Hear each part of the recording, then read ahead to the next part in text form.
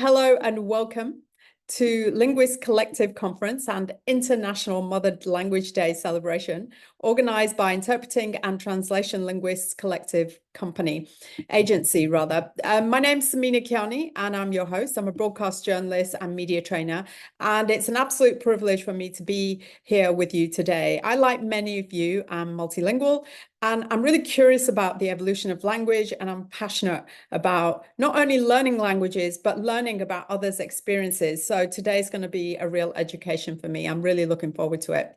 So today we're gathering from across the world, which is super exciting, to honor the beauty and significance of language, the foundation of communication and connection. So I just want to say welcome to all our audience, who are no doubt from every corner of the world, and to all our speakers who are currently present. Just a little bit of housekeeping before we get things underway. So this event is being recorded for promotional and in-house training purposes. However, there will be clips, edited clips being posted, highlights, if you like, from the event on YouTube at a later date. So feel free to check LC Agency YouTube at a later date, and you'll be able to catch up on the highlights. Now, while we have a very exciting lineup of speakers ahead, please feel free to step away in case of emergencies. There won't be any official breaks, so grab some water or a cup of tea like me, and settle in for an engaging event. Now, if you'd like to pose a question to one of our speakers throughout the event, then you can do this by submitting the question via the form on Question Corner, which is on the Linguists Collective website. So as you can see right there on screen now, so if you head to conference.linguistcollective.info, you will see Question Corner there. You just need to fill out the form, who it's to, who you want to pose your question to, and submit it. Now, for all of those who you'd like to have captions on what's being said throughout this event, you can switch these on by going down to the menu, which should be on the bottom end of Zoom panel. And on the menu, you'll be able to see captions. Let me just check with you. Captions, it says show captions, and the graphic, the icon has got 2 C's on it, and it's in the middle of Q&A and reaction. So please feel free to get that activated. Now, we have an event chair, honorary event chair, Lynn Townley, who will be joining us shortly, and we'll be hearing from her. But right now, I want to say that this year, LC Agency are celebrating International Mother Language Day with 3 events throughout the day. We've had the event this morning, GMT time, and you're welcome to attend them all. And let me run through the order of the day. So we're starting with best practices for communicating through an interpreter now. And so that's what we had this morning, forgive me. And right now, we're going to be delving into rare and dying languages of the world, directly followed by multilingual education, the foundation of learning, and intergenerational learning. And at 7:30 GMT PM, we'll conclude with a highly topical subject that draws as much controversy as it does curiosity and excitement, and that's artificial intelligence, essentially AI, and the future of linguistics. It's set to be a really compelling discussion, so please do join us for that. And our inspiring lineup of international speakers will provide insights and spark discussions on these vital language-related subjects. Now, their views and opinions expressed are theirs only, and they don't necessarily reflect the views or positions of Linguists Collective Agency.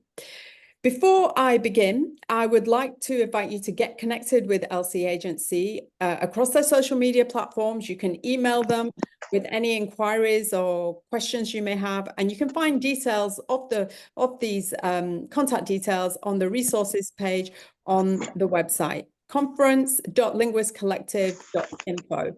And I believe you can see also all the contact details on screen now. So please feel free to take a screenshot of that. And I would like to welcome Lynn Townley. She's our honorary event chair and also a barrister. So Lynn, if you would like to just say some opening words, that would be great. Hello again, Samina. Yes, welcome everyone to the afternoon session. We had a great morning session, and looking forward to some great speakers this afternoon. And we did mention about AI and what the potential effects that has, wide-reaching effects that it can have for good or ill on the whole profession of interpreters. So we're very much looking forward to hearing more about that this afternoon. Thank you, Samina. Thank you, Lynn. Really appreciate it. And of course, we'll be hearing from Lynn a little bit later on. Now, for all our speakers, I would invite you all to stay on your camera so we can see your faces and create the interactive kind of experience for our audience as well. Now, imagine this. Our planet hosts nearly 7,000 distinct languages, each a testament to the rich tapestry of human culture and expression. Yet, it's estimated that up to 50% of these languages may vanish by the end of the century. The urgency of preserving linguistic diversity becomes all too clear when you hear statistics like this. This is why LC Agency stands as a staunch advocate for language preservation, especially for those languages facing the threat of extinction. To speak on this topic, I'd now like to introduce our first speaker. He's a renowned linguist with a career dedicated to linguistic diversity. Welcome, Dr. Gregory Anderson. Thank you for that introduction. And I'm just going to very quickly go over a very complicated issue, which is explaining the distribution of language endangerment and language endangerment ecologies in Asia, because in order to understand why languages are endangered and how severely they're endangered and what methods one can do to try to change that course of history, you have to understand the environment that the endangerment occurs within. So let's see now. There we go. All right, so I'll reference several times a 6-point scale of endangerment here. Different people have different scales. This one will work for our purposes today.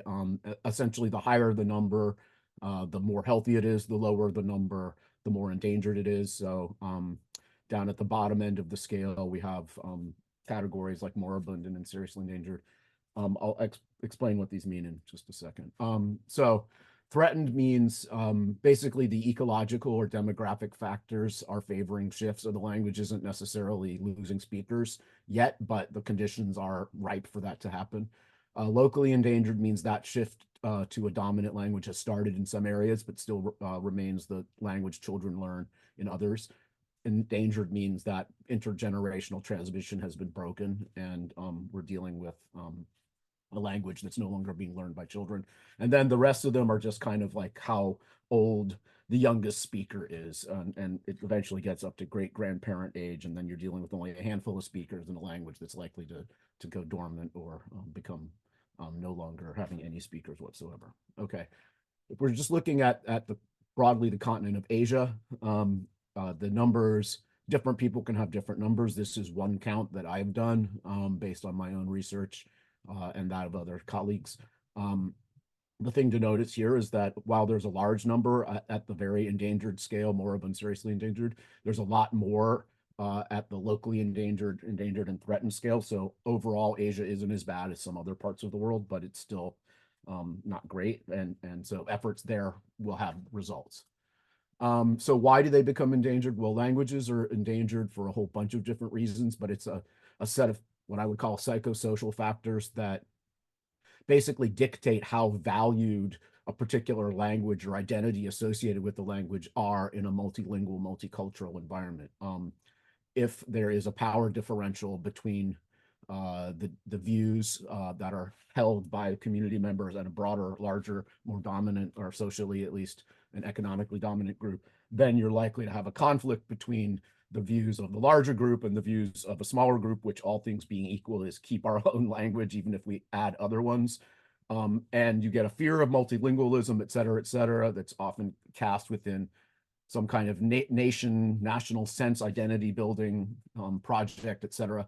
The result is that people abandon these languages because this level of discrimination is one thing you can actually get rid of if you change your language. Okay, so as it turns out, languages are not distributed evenly in terms of where and how they're endangered. So this is due to these what I call ecological factors that favor particular types of shift and particular environmental factors, social environmental, I mean here, and physical environmental to a certain degree as well, that play a role in determining whether a language is likely to become endangered or not.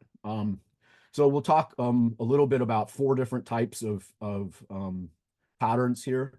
First, the one that's probably most familiar to people, which is settlement colonialist legacy. So this basically results in massive shift of languages, extreme endangerment in the present day. Then we'll talk about a very important but not very well explored pattern, which is what I call national identity construction and internal neocolonialism. So this may be no longer a colonial situation, but the dominant group basically behaves like a colonial power with respect to the internal minority groups. So this is very much a type of internal neocolonialism. Within other contexts, this in the specific context of Indonesia and the Philippines, we have had a process of essentially de-ethnicizing what was a language of a particular group, and recast it as a national Dr. language. Gregory Anderson, sorry for Yeah. my interruption, but a lot of our audience is saying you're quite low level audio. So Okay. what I invite you to do is if you can maybe put your microphone a bit closer to you, and I'm sure our audience are, they've increased their volume as well. And between the two of us, we can make that work. Yeah. That's fine. Am I being heard now? I can hear you perfectly, but some people won't. So let's continue and see. Okay. Thank you. Sorry about that. Somewhat confused by that, but all right. So the last thing I was going to mention briefly was looking at a particular type of neocolonialist pattern under the guise of so-called development schemes for minorities in India. There's also another type, which I won't talk about here, which is the trade exploitation colony legacies, which basically promote middleman languages or contact languages, like the advancement of Tokpisin in New Guinea. This often is a fairly modern phenomenon with urbanization of populations and this lingua franca that was established in the colonial period becoming the dominant language. Okay, so just looking at the global distribution of language endangerment, we see that there are certain areas where you find higher concentrations. We're looking at the Asian part of the map here. If we turn to this map, what we see is a sort of a heat map, if you will. So green is more healthy end of the endangerment scale, and red is a more severely endangered set. So you can see that the red is concentrated in settlement colonies, Australia, South America, North America, and Siberia, but also in a couple of other places, Taiwan, for example. So the consequence of settlement colonialism is, as I said, massive language shift, and the representation of this we'll see is in Asia is from Siberia. So if we looked at Siberia in the 17th century, what we saw was large areas dominated by different ethnic groups. If we look at the 21st century, what we find is languages often confined to single villages, and at that, often just a small portion of the elderly population who speak the languages. So there's been massive contraction and language loss in Siberia as a result of the settlement colony legacy. So in all of these areas, we can talk about different hierarchies of languages, and this essentially means how likely and more endangered the languages are. So Russian is a stable language, it's healthy, it's the target language of shift. And then as you go down this list, you see lower and lower status languages and languages which are more and more likely to be nearly extinct. And in the case of languages like Chulim and Khizil, we're talking about fewer than 20 speakers for sure that still remain alive, and in a couple of these cases, probably fewer than 10. All right, now turning to a different situation entirely, we're going to look at Indonesia. So Indonesia is a complicated and complex language area where there's hundreds and hundreds of languages. And then on top of that, we have this constructed national identity, Bahasa Indonesia, this language. And for a long time, that was aggressively promoted through policies of like moving populations around, transmigrasi, they call it, so that you could essentially force people to speak Bahasa Indonesia. But recently there's been some movement as the government, I guess, has felt comfortable with national identity being constructed so that they're given some space for other languages to promote themselves. But Indonesia has a very complicated ethnic picture. So This is just a mosaic representative of how diverse it is. In addition to Bahasa Indonesia, we have several very large regional languages. This is Javanese being the most the widely spoken, I guess, or the largest of them, but several of these languages are all very important regional languages. And one of the things that we see in Indonesia is shifts that go along this hierarchical list. Basically, the lower you are, the more likely you are to be shifting to one language above. And the hierarchies of identities in Indonesia interplay a few different complex things. So central versus periphery, this is what you'd expect in an internal neocolonialist situation. We also have urban versus rural and lowland versus upland. So the more upland a community is, the lower value it has, and the more restricted it is. Also, there's a religious hierarchy of Muslim, Christian, Hindu, animist. Also, there's a physical racial hierarchy that's used in identifying different degrees of how valued the language and the identity is. So Austronesian over Papuan phenotypes.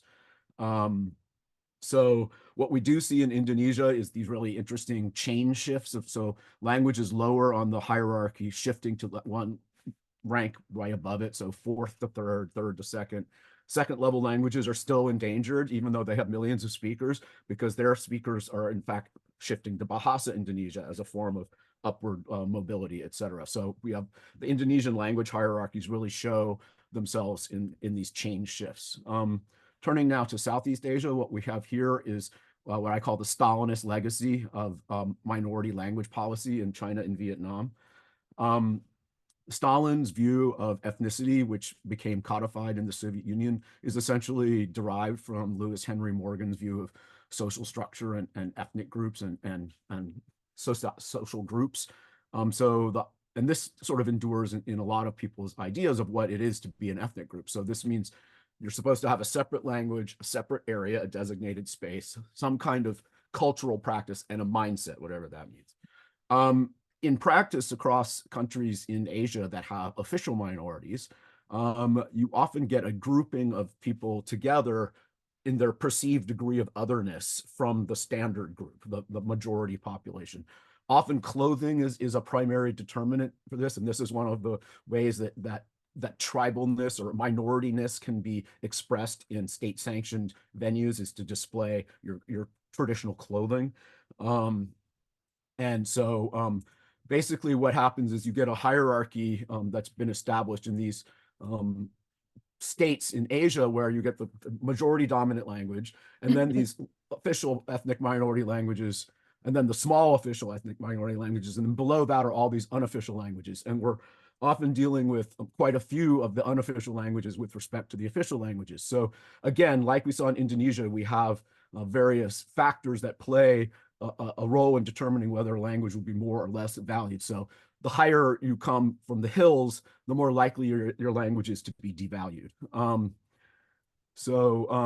What we do see in these countries is a popular discourse that infantilizes the minority peoples, treats them as children of the big brother state, if you will, sexualizes them. So often images are of women only from the ethnic groups, and their dehistoricization. So they want them to sort of be quaintly static in their historicity for state purposes, but largely they want them to assimilate and become modern, except for when it serves state purposes to show that they're an inclusive state, if you will. So this is the type of images that you see dominating ethnic minorities in this part of the world. This one happens to be from China. You'll notice they are all women. So China, the distribution of official versus unofficial is about 5-to-1.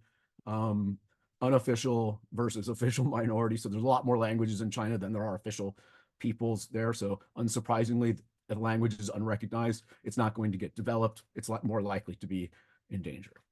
So here's an example of the infantilization that you'll see. So this is all little children, basically. That's the typical representation that we see of minority people. Okay, Vietnam pretty much just followed China in its policies and actually has almost exactly the same number of official ethnic minorities, but here it's only like a 2-to-1 discrepancy for the most part. Okay, now lastly, looking at India. So India is an interesting situation because the majority Hindu population in India is experiencing a post-colonial reality. So they no longer are under the British Raj. They no longer are a colonial state in that sense. However, the dominant Hindu populations in India have just stepped into the role of colonial power and have simply enforced their own policies and ideologies and other forms of identity expression onto the lower status groups, some of whom are called tribal. Now, tribal in India is a very complicated concept that's very hard for outsiders to get their head around because, first of all, it's defined on a state level. So you can be a tribal community on one side of a border, but on the other side not, if you're not recognized as such. And these are the official things in the Constitution that determine tribalness: indications of primitive states, backwardness, etc. How these things are quantified is completely absurd. You can't quantify primitive traits or backwardness. Okay, so these are inherently racist and inherently exclusionary, and also completely, can never be applied in any kind of rational way.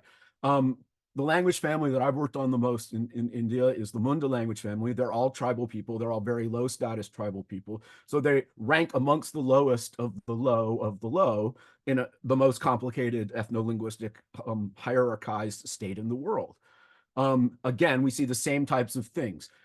This is a really dry, boring book about sustainable development among the Didai-Gata people. So what do you choose? You choose a young woman smiling on your cover. Okay. Primitive tribes of Orissa, again, basically women. You've got a guy in the background who's hidden sufficiently. Otherwise, you have, sexualized imagery of women. The primitive tribes of India encyclopedia, you get the impression that perhaps there are no men in these communities.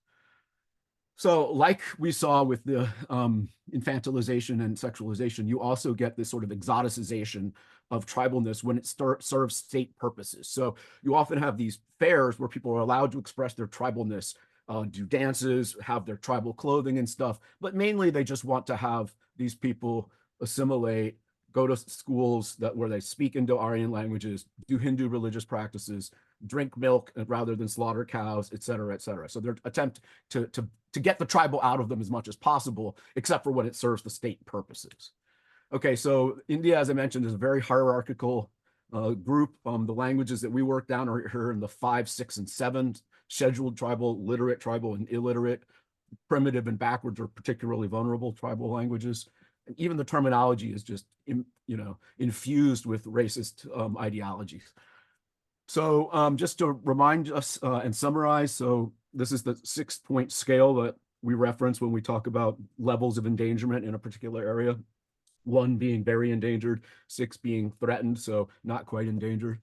And when we turn to the areas that we just looked, what we see is in Siberia, we have an average rating of 1.9. So that's extremely bad, okay? So the vast majority of Siberian languages will lose their speakers in this century.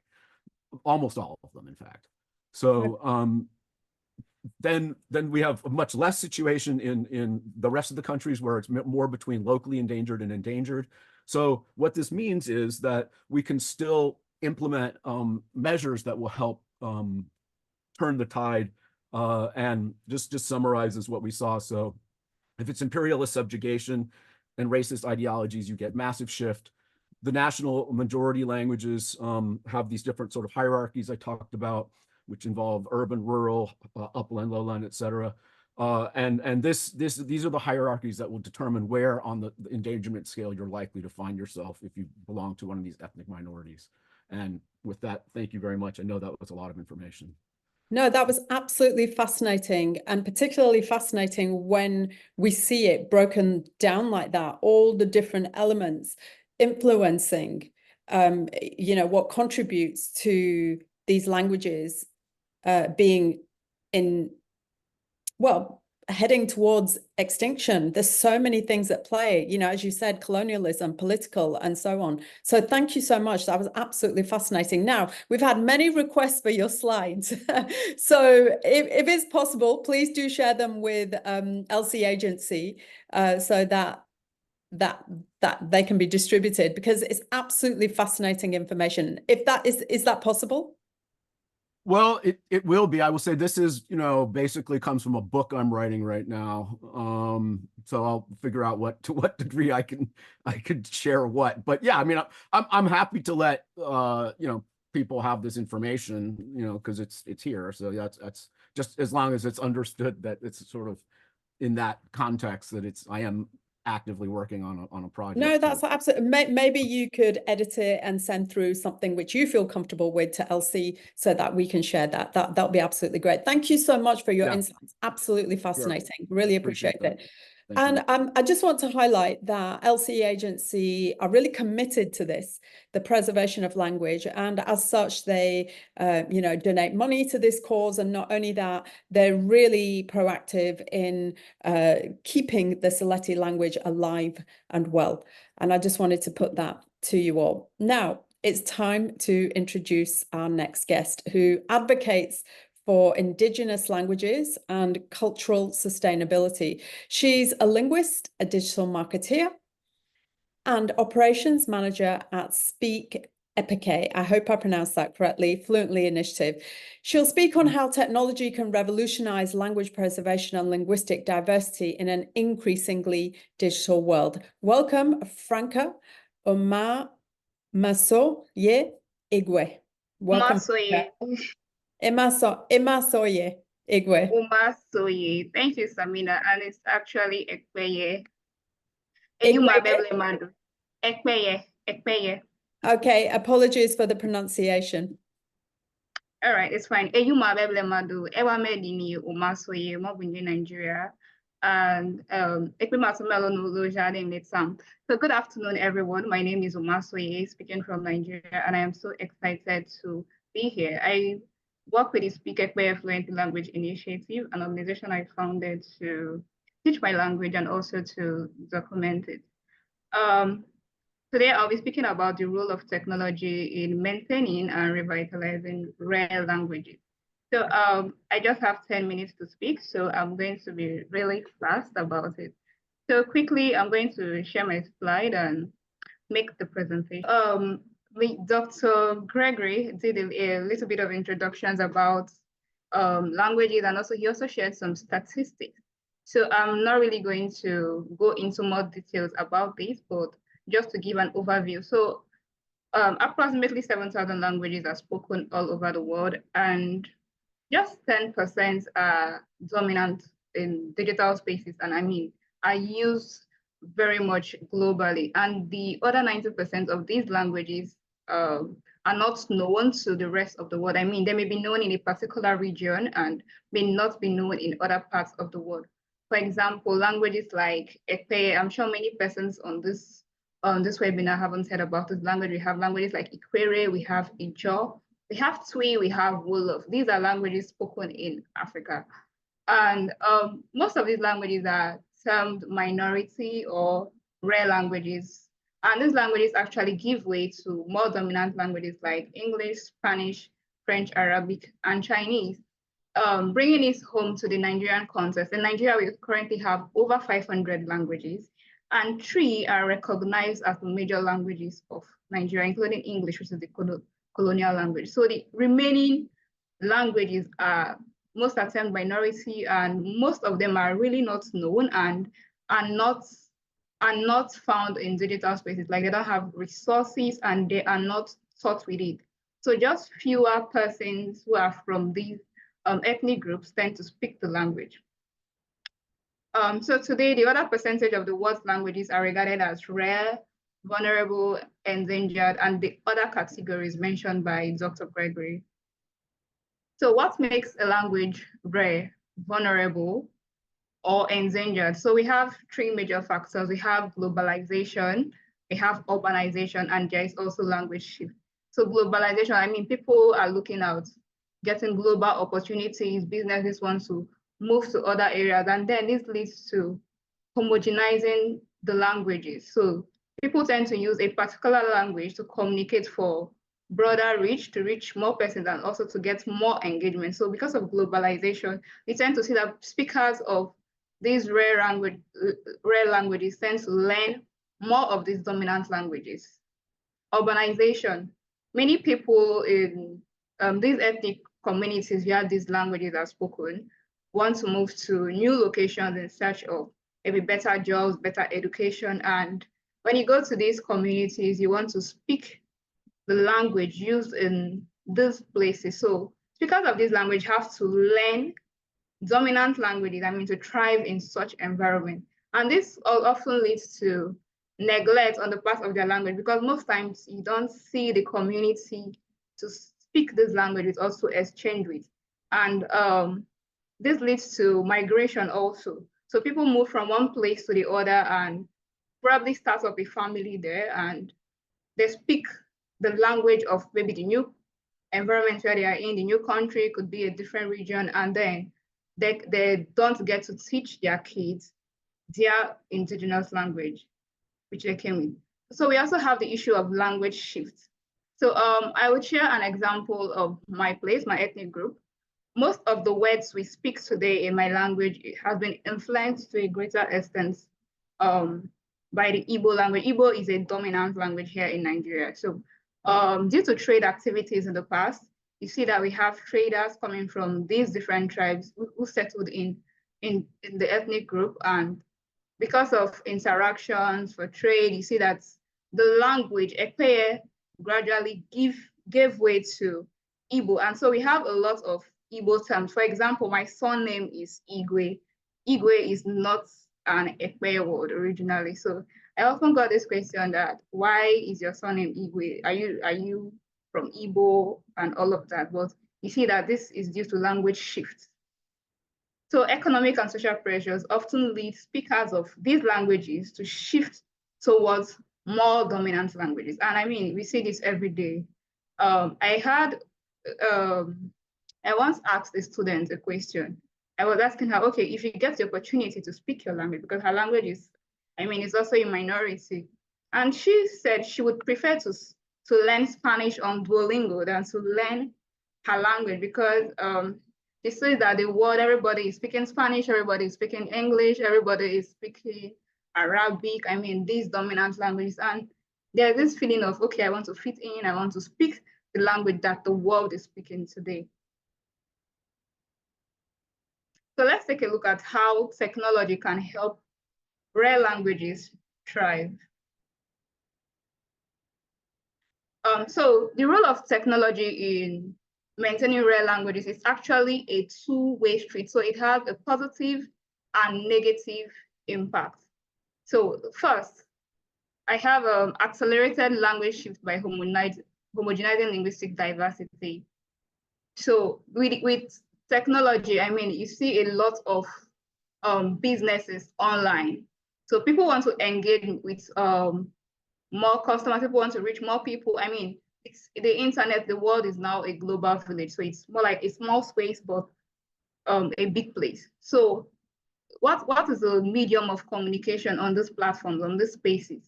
It has to be a single language that can be understood or used by a large number of people.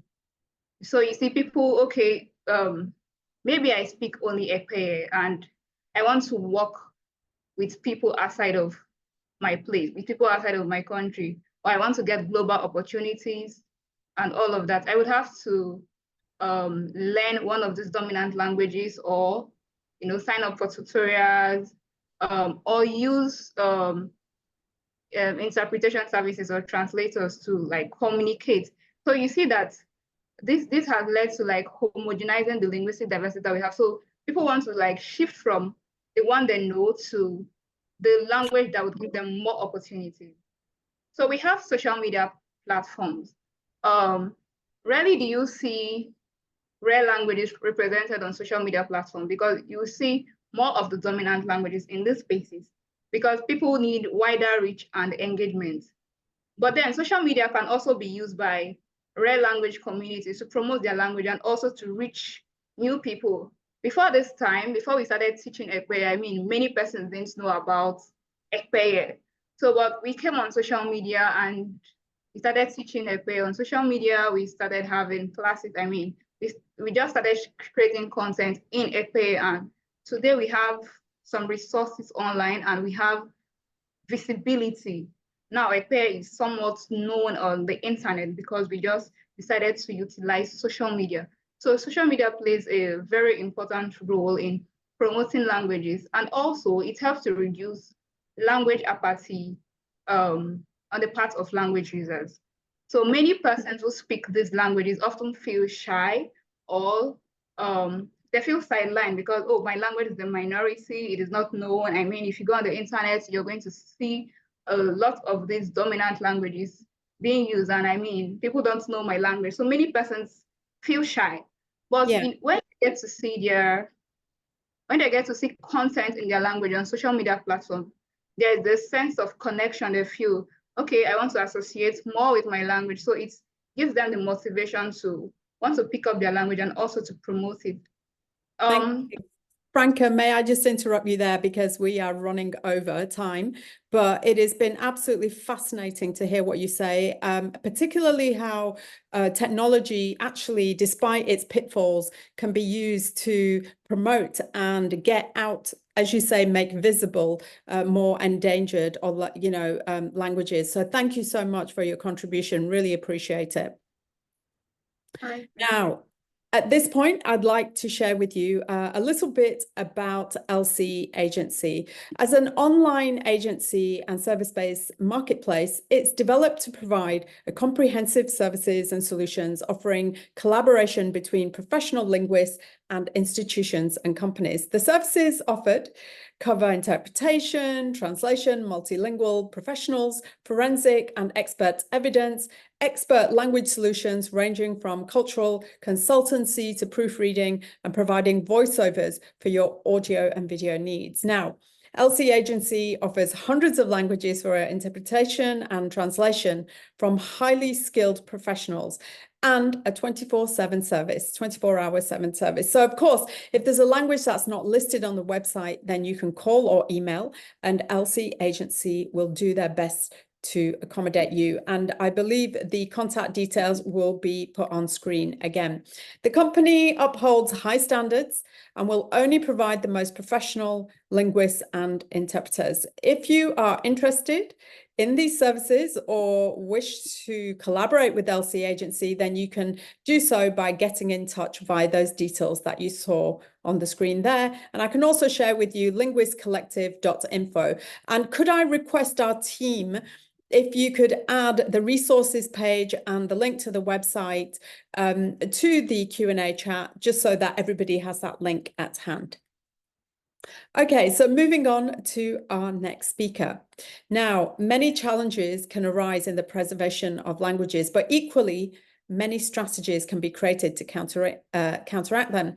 To expand on this, joining us now is linguist and Associate Professor of Linguistics at the University of Ilorin, Nigeria, Dr. Bolanle Elizabeth Arokoyo. Welcome. Thank you. Good afternoon.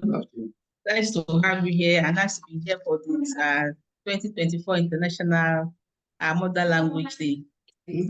Thank you for having me. My topic is strategies and challenges of language preservation. I think so strategies and challenges of language preservation. Dr. Greg and Franca already talked much about language endangerment, which is basically the reason why we need to preserve languages. And when you talk about language preservation, basically, it deals with making sure that our languages don't go into extinction. I didn't intend to share my screen for long. I just wanted to show this. So I'll go back to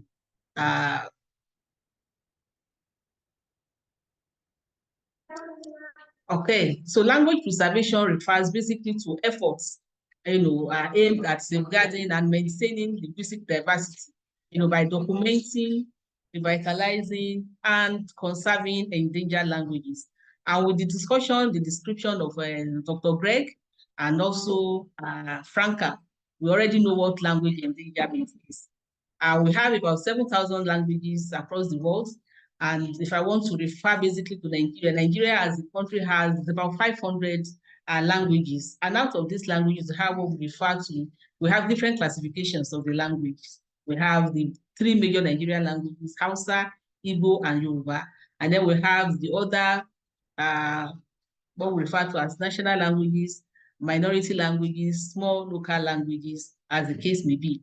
Now, the ultimate goal of language preservation is to protect the unique cultural heritage and identity embedded within languages, thereby contributing to the enrichment of human knowledge and understanding the world's linguistic diversity. Now, the fact is that when you talk about a language, we know that a language belongs to a people.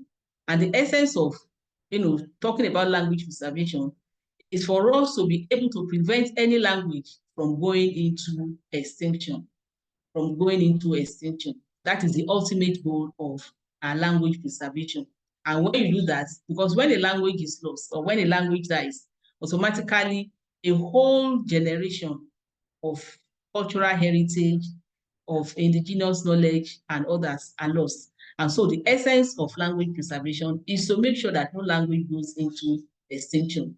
When a language dies, future generations lose a crucial part of their cultural heritage, thereby hindering a complete understanding of their roots. It means that there won't be any intergenerational transfer, as the case may be. So the importance of language preservation cannot be overemphasized. The importance of language preservation cannot be overemphasized. It is important, for maintaining our cultural heritage, for fostering social cohesion, and preserving historical knowledge. Part of one very important thing about language preservation, there have been different efforts, various efforts at language preservation, right from the time of, in fact, reducing languages to writing. When you reduce the language to writing, when you develop your writing systems, and so on and so forth, there are also efforts and right from time. So it's not something that has just started, So you talk about oral traditions, the issue of, where the advent of when the elders pass down oral knowledge, like storytelling, like songs, like chants, like rituals. For example, in Yoruba, which I speak, you have the different rituals, the Ifa purpose, and the rest of them passed down from generation to generation. But of course, now with modernization and the rest of them, they have all been reduced to writing, and you have them even as literary texts now. So you talk about your writing systems, and then basically to talk about religious institutions and colonial encounters. Religious institutions have played a very, very important role in language preservation. We talk about colonial encounters. For Yoruba, you could say that even before the advent of colonization, we talk about the slave trade. Those are issues that we still talk about. The first thing that you can trace the first writing, the first design of photography for Yoruba, Samuel Ajayi Crowther, was a returned slave, who came in and, tried to, he, in fact, wrote along with the Church Missionary Society, were the ones that wrote the first Bible, and they worked on the orthography of the language, and so on and so forth. They did a lot, for Yoruba language. And of course, this also applies to other languages spoken in Nigeria. So there's no way you talk about the history of Yoruba language and language preservation that will not talk about Samuel Ajayi Crowther, Bishop Samuel Ajayi Crowther. So if I'm using Yoruba as an example, because that is the language I speak, and that is the language I've been working on, apart from the other languages that I've also worked on. I'm talking about the strategies. I know my time is almost gone. Strategies in language preservation. There are many strategies that we use. First, which is very important, is the issue of intergenerational transmission. That is passing knowledge, encouraging elders to share their language with younger generations through storytelling, through conversations, cultural context. Then you have family and community involvement, whereby you create spaces for families and community members to interact in their native language. Now, with the advent of modernization, technology, and so on and so forth, you discover that in most homes, people don't use their their mother language. They do not use their mother tongue. They use the other dominant language. For example, Nigeria, the lingua franca of Nigeria is English, and that is the language that we use in school medium of instruction, and even in so many homes. English is spoken. And so the idea is that if it is possible, whereby you have family and community involvement, and people speak their language in their homes, they tell stories. When we were growing up, we had all these folklores, we sit on that. There was no light then. And so we didn't have a choice but to come together in the night and we tell stories. But now we do not have that. So the idea is that if that can be brought back, it will help. Another strategy is talking about education and mother tongue programs. Bilingual education, you integrate bilingual education and even mother tongue education.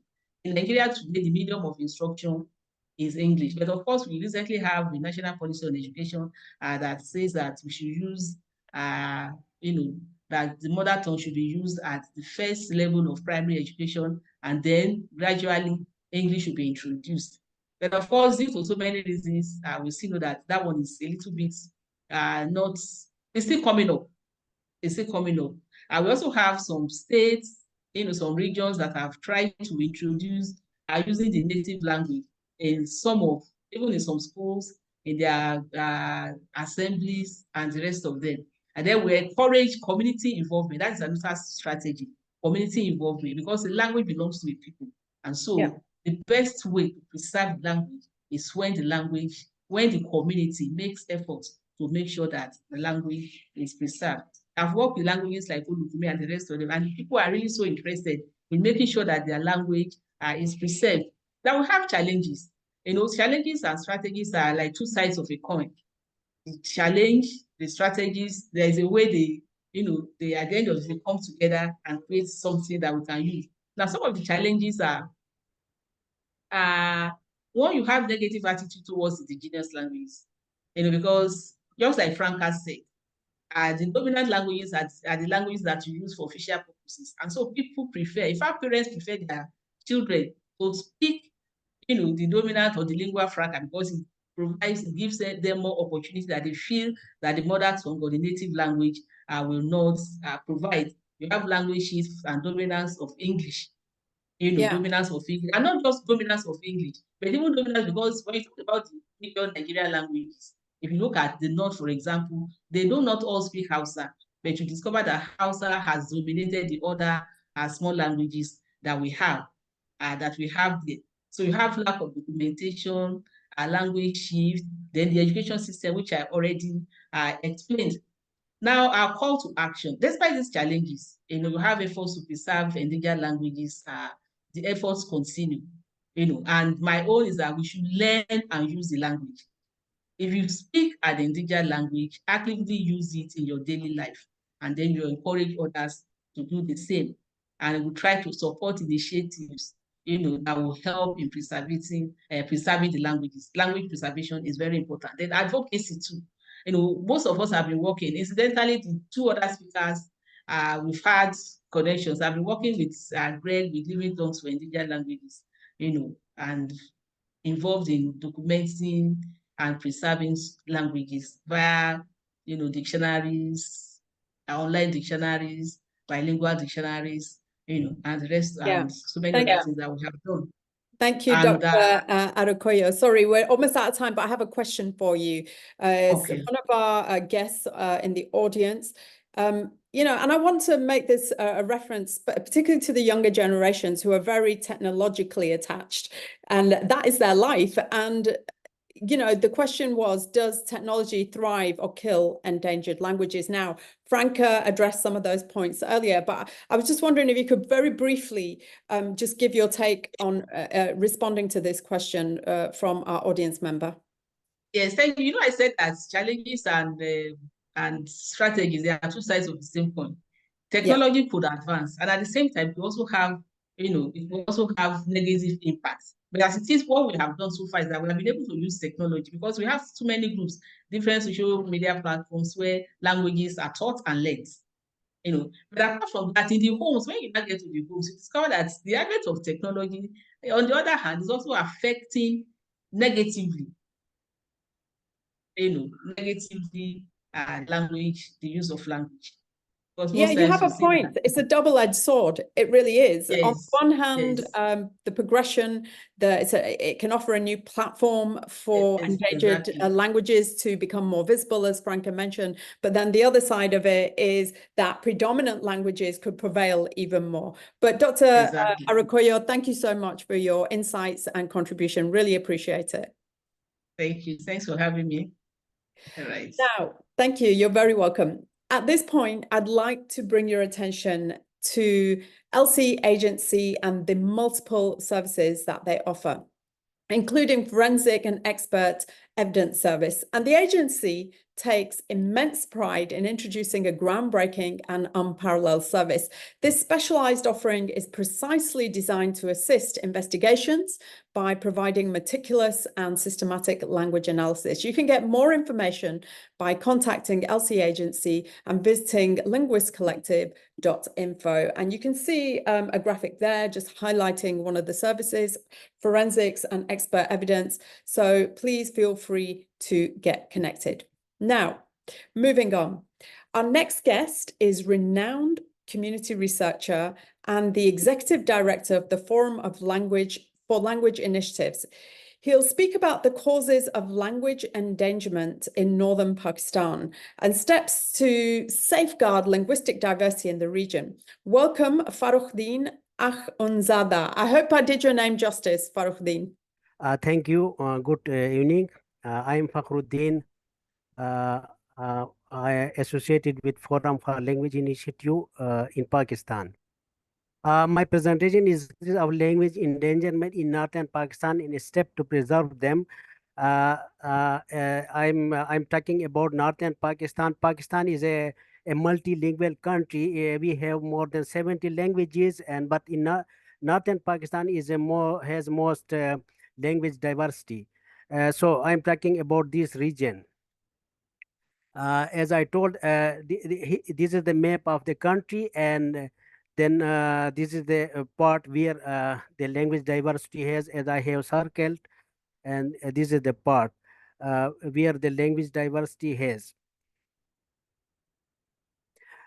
This region is divided into 3 administrative units. One is a province, fully integrated province of the country. The other is has a province-like status, but not fully province. The third is an autonomous state. The area of this region is almost 125 kilometers, almost equal to Great Britain, I think.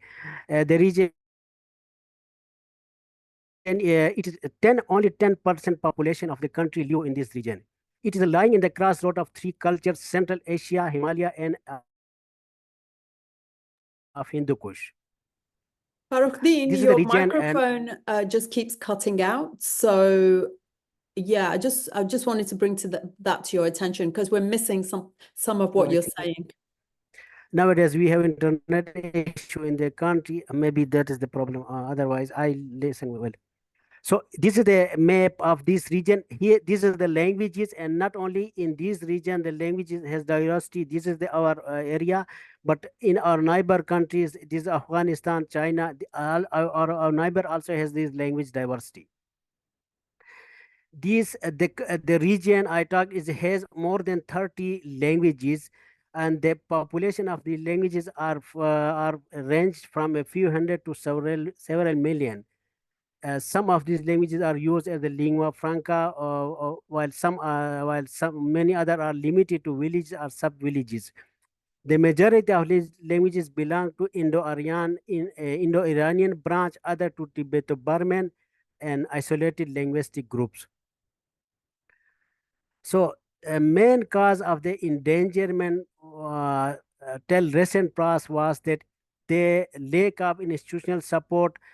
The country does not have any institute, was not having so far any institute to support these language community in preservation and promotion their mother tongue. Many language communities started to develop to preserve their work hundreds years back, but they were not having any training opportunity facilities to to get training and then to develop their languages. Pakistan still does not have universities where linguistics are taught, or no any documentation, and no any PhD, MSc student are sent to this region for data collection. So there is still recent past, there are no institutional support. The other issue is the awareness among, lack of awareness among speakers. We have been a remain colony of the British, so many parents want their children to learn English or any other influential languages. They don't prefer for they were not preferring to their children to learn their mother tongue. And the other reason was government lack of government holistic policy. As I told, Pakistan has more than 70 languages, but only Urdu has the status of national language. It is a mother tongue of only 8% people. And so Urdu was part of the education and official language, and while the remaining languages was having no any status, no any support from government side. So the speaker was shifting to state sponsor or more influential languages. So that was the recent story of this region. Recently, there is some institutional support, awareness among the community, and policy change in the government level. Let me go to detail. One of is the Forum for Language Initiative. It is a non-government organization formed in 2002, almost 2 decades back, and this organization is training people in language documentation, and it publishes material in and about the languages. It also resolves some digital issue, and we are also running advocacy for these language communities. Here are some language in orthography related issue. We are dealing 15 languages, 15 language communities. So as I told, some language community was already having orthography, but there was many issues in their orthography. So Forum for Language Initiative help with 8 language communities to resolve their orthography issue. In another group, we develop our trainees develop orthography for their mother tongue in 7 languages. So altogether, we work with 15 language community in resolving their orthography issues. And then we publish their material. The material included dictionary, booklets, and many other things. Here are altogether we publish 67 books. These dealing and various material of the language communities, and we publish the material in 16 languages.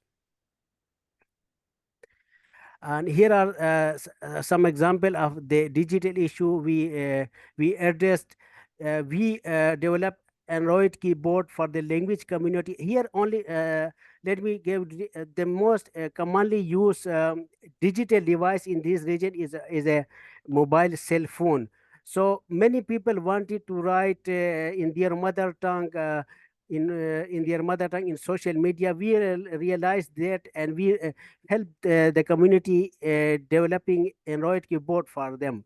So for 7 languages we have so far have developed Android keyboard, and here is the report from the Google. So the download has from 50 plus to 1,000 times has been downloaded these keyboards in this region. Nowadays, most of the language community have established language-focused formal and informal community-based organization. We motivated, we run advocacy in community level to, in addition to government level. So many community level has now community-based organization, and they are working on their in developing their mother tongue in organized way. They are now preferring to use their mother tongue in extended domains. Here is an example. During the Corona, where we decided to develop documentary awareness, health awareness video, Corona awareness video in 15 languages. here is one of the example. It has been viewed 5,000 times in the video. It was in the mother tongue, one of the highly endangered language of the region. It is a Kalasha language. So here is a poetry. We are encouraging people to have to use their mother tongue in oral art, and many people are appreciating it and they are participating. So here is an example of a poetry and music session of a language community where hundreds of people have participated. So nowadays people are using their mother tongue in their oral art. 3 language communities of the region has, two provisional government has included languages in their legislation. One is called Khyber Pakhtunkhwa. In this province, 7 languages has been included in the to be used in the curriculum in children books in the school. Only 4 books has been developed only for the 4 languages. But now they are planning to use another 3 languages to include in the school. In another province, they have just listed 5 languages to be included in the school. Okay, Fakhruddin, I'm so sorry we are out of time, but this has been fascinating. Thank you so much for your presentation. It was very enlightening to see that despite Urdu only being spoken by 8% of the Pakistani population, that is the pervasive language. And also, it's really interesting and encouraging to hear that the other communities, you know, the multiple communities are using their cultural pursuits and their cultural ways of being through poetry, music, and so on to kind of get their language on the map, so to speak. So it's been fascinating to hear from you. Thank you so much. Thank you. Now, LC Agency believes that every story deserves to be heard and cherished, and strive to provide a service for both established and emerging authors. So if you're an author out there or you've got ideas to be an author, then this is the place to look. LC Agency wants to foster a diverse literary community. Whether you need book translation, proofreading, or publishing, LC Agency has an array of services to support your book publishing needs. You can find more details of the service on linguistscollective.info, and you can see details of these services available right there. Now, I'd like to bring the conversation to the UNESCO theme for the 2024 International Mother Language Day, which is Multilingual Education, a pillar of intergenerational learning. This highlights the global challenge where 250 million children and young people still don't attend school, and 763 million adults don't master basic literacy skills, and millions lack access to education in their native languages. Despite this, research shows that teaching in the learner's own languages boosts learning outcomes and preserves culture. Progress is being made in recognizing the importance of multilingual education, especially in early childhood, and efforts are underway to expand access worldwide. Now, to contribute to the UNESCO theme, our next guest will discuss language revitalisation in the 21st century and how language loss not only disrupts generational bonds, but also obstructs youth education, perpetuating poverty cycles. Welcome, Programs Director at Wikitongues, Kerstin Chernishoff. Amazing. People rarely get that right. Thank you. Thank you very much. Please do. Great. Yes. Thank you so much. As was said, my name is Kerstin Chernishoff, joining you all from Helsinki, Finland today, and I am the Programs Director at Wikitongues. Thank you all for coming to this presentation, and more importantly, for joining us throughout this day to learn more about the importance of linguistic diversity as a whole. And first off, let us pay homage to the historic struggle of the Bangladeshi people, whose efforts in defense of their mother language, Bangla, serve as a poignant reminder of the enduring significance of linguistic rights and cultural identity. If you're unaware of the history behind Mother Language Day, and I'm not sure if others have already covered this earlier in the day, but for those joining, the events leading up to the declaration of the day started in the late 1940s in East Pakistan, which is present-day Bangladesh. And I'm generalizing this history for the sake of brevity for the talk. But in 1948, the government of Pakistan declared Urdu to be the sole national language of Pakistan. And the East Pakistani people protested since the majority of the population was from East Pakistan and their mother language was Bengali, or as the language is endonymically called Bangla. And they demanded Bangla to be at least one of the national languages alongside Urdu. So to demolish the protest, the government of Pakistan outlawed public meetings and rallies, but the students of the University of Dhaka persisted, and with the support of the general public, they continued to arrange these massive rallies and meetings. And then on the 21st of February, on this day in 1952, police opened fire on the rallies, killing 5 students and injuring hundreds more. Since then, Bangladeshis have honored Mother Language Day as a Memorial Day, as one of their tragic days, and is recognized in Bangladesh as a national holiday. And then decades later, after a lot of lobbying and activism, in 1999, UNESCO formally recognized it as an international day.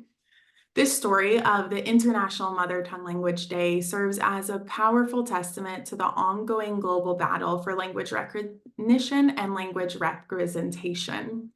And despite the passage of time, the 7 decades since that tragic day in Dhaka, the threat of language extinction still looms large, with UNESCO warning that as many as 3,000 languages could vanish within the next 80 years, depriving humanity of centuries of cultural, historical, and ecological knowledge.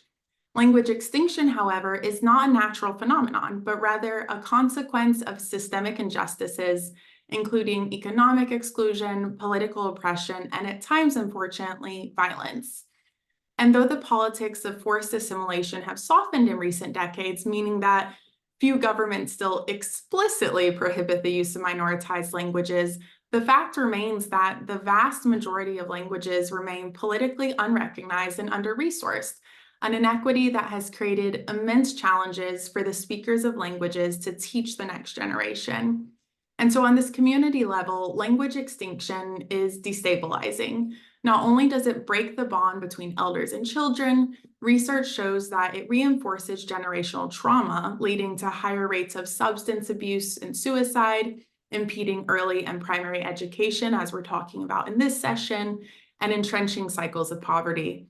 And so reversing the trend of language extinction is about more than just words. It underscores cultural heritage, community wisdom, and overall justice. However, the good news is that language revitalization is possible, and with the right resources, anyone can learn their ancestral language and teach the next generation, raising new native speakers and keeping their culture alive. Unfortunately, support for new revitalization projects is scarce, creating a resource bottleneck that leaves too many communities on the sidelines. And so at our nonprofit, WikiTongues, we're working to bridge this institutional gap by creating resources, funding, and support for language revitalizations projects around the world. And for those who are just joining us for the day, I hope this has provided a good base of background context as you continue to learn from and dive deeper into this field with the following presentations after mine. And for those who participated in earlier discussions on rare and dying languages, I hope to not bore you too much with reviews of the issues at hand. Our work at WikiTongues really bridges the gap between this last session's context on dying languages and this session's on multilingual education. So my aim for this discussion is to bridge the thematic areas of historical context and theoretical frameworks with some of the practical applications within the educational realm. And so then the question is, how do you bring a language back from the brink? The great challenge of revitalization is patience, wrapping your head around long-term thinking. And so in very broad strokes, your goal is to reverse the generational trend of linguistic decline. And reversing a generational trend sometimes takes a generation. And so to support this process, we've created a language revitalization accelerator program at WikiTongues, which is an annual fellowship that provides funding and guidance to language activists who are collaborating with their communities to essentially develop strategic plans for their languages. These plans address both short-term and long-term language needs with measurable goals set for 1 year, 3-year, and even decades-long periods. Through this program, we've observed how design thinking serves as the cornerstone for language revitalization, creating space for fellows to approach the challenge of revitalizing a language as a solvable problem. Design thinking, in essence, is a human-centric approach to problem solving, rooted in experimentation and iteration with a deep sense of empathy for the end user. And in our context, that end user isn't just a consumer of a product or tool. It really represents the last speakers of languages and the broader community struggling to preserve their mother tongues and heritages. Language revitalization involves identifying and addressing barriers to language acquisition. And by engaging in this process, leaders in language revitalization progress through 5 essential stages: empathizing, defining, ideating, prototyping, and iterating. So, as a foundation, the first one, empathy, should always lie at the heart of the approach. And this step, of course, really is intuitive, but it's always nice to acknowledge the process of it and recognize it for what it is. Language revitalization leaders immerse themselves in understanding the unique challenges faced by their communities. And while political and economic marginalization often underlies language extinction, the specific manifestations of the challenges vary based on cultural and linguistic landscapes. And this design thinking process should then begin with listening, interviewing community members to gather insights that inform revitalization strategies. By involving the community in this process, we can inspire collective ownership over the future of our mother tongues. And so once this vision is clear, the revitalization team then transitions to ideation, brainstorming innovative solutions to address language challenges. From organizing pop-up language classes to leveraging mother tongue media and technology, the creative possibilities are really endless. The shift to prototyping marks the transformation of ideas into practical activities, resources, and tools, which are then tested and refined through continuous feedback loops. Through this iterative process, communities make measurable progress in increasing the number of fluent and native speakers, thereby restoring the frequency and culturally relevant use of their language. And so I'd like to highlight this type of work through 3 case studies, people applying these design principles, empathizing, defining, ideating, prototyping, iterating to daily life. And while the concept of multilingual education, as our session is themed, often conjures images of classrooms filled with eager young minds, it's crucial to also recognize that multilingual education encompasses a broad spectrum of learning experiences, including language revitalization efforts among adults, intergenerational knowledge exchange within communities, and the preservation of cultural heritage. And so from the case studies we review, I hope to show you how these design principles are applied to multilingual education shown through adult education, a traditional education system, and digital tools. And so our first one is meeting Wendy Goodlow. Wendy Goodlow joined us in 2021 for our first cohort of WikiTongue's Language Revitalization Accelerator Fellows, and she represents the Black Seminole community in Brackettville, Texas. Their language, Afro-Seminole Creole, which is also known as Black Seminole, Seminole, or just by the acronym ASC, tells a transatlantic story, having emerged in the 18th century when Gullah Geechee speakers escaped enslavement in the southern United States and joined the Seminole Nation in what is now the U.S. state of Florida. There, Gullah Geechee mingled with the Seminole languages Miccosukee and Muskogee, and later with Spanish as the Black Seminoles traveled west to the U.S. and Mexican states of Texas and Coahuila. In time, a unique cultural identity began to form. The Romani linguist, Dr. Ian Hancock, first classified ASC after visiting Brackettville in 1976. By then, thanks in large part to cultural discrimination and its repression in public schools, the language was already in decline, spoken by an aging population. As of 1990, the date of the last known census of the language, there were no more than 200 native speakers, and today, estimates put likely no more than 20. Compounding the challenge of revitalization, the language is also under-resourced, with few recordings and just one abridged dictionary of about 1,000 words. By contrast, the Oxford English Dictionary counts over 500,000 words. And beyond that, while a majority of the Black Seminole community still lives in and around Brackettville, the remaining native speakers are scattered across the Americas. Wendy was among the first members of her community to champion revitalization, having been inspired to keep her language alive after participating in other aspects of cultural preservation. For example, she had supported an effort to save a historically Black Seminole cemetery. She helped launch a Black Seminole Museum, and Wendy was among the organizers of Seminole Days, an annual holiday which celebrates Black Seminole history and culture. So after that, reawakening her language seems like the next necessary step. When Wendy first set out to revitalize ASC, she used design thinking to define their most urgent challenges: the paucity of resources, a scattered population of elder Native speakers, and the COVID-19 pandemic, which erected barriers to in-person organizing. And though Wendy's long-term goal was to restore mother tongue fluency in her community, and perhaps one day raise a new generation of Native speakers, she had to start at the beginning. So to make group learning possible at the height of the pandemic, Wendy and her team partnered with Dr. Hancock to organize recurring webinars on Zoom. To expand community awareness as pandemic restrictions eased, they worked language revitalization into existing heritage efforts by hosting these mother tongue pop-up classes at the more widely attended Seminole Days gatherings. And then on the other side, to address the relative scarcity of language materials, they made resource creation a part of the learning process, involving students in the invention of new words for 21st century concepts, which is an often necessary aspect of revitalizing an under-resourced or critically endangered language. In the past 3 years, Wendy and her team have made tremendous progress towards 3 measurable outcomes: resource availability, community awareness, and learner fluency. For now, they're focusing on sustaining this core team of 5 language champions, and in order to guarantee that our proficient speaker community emerges.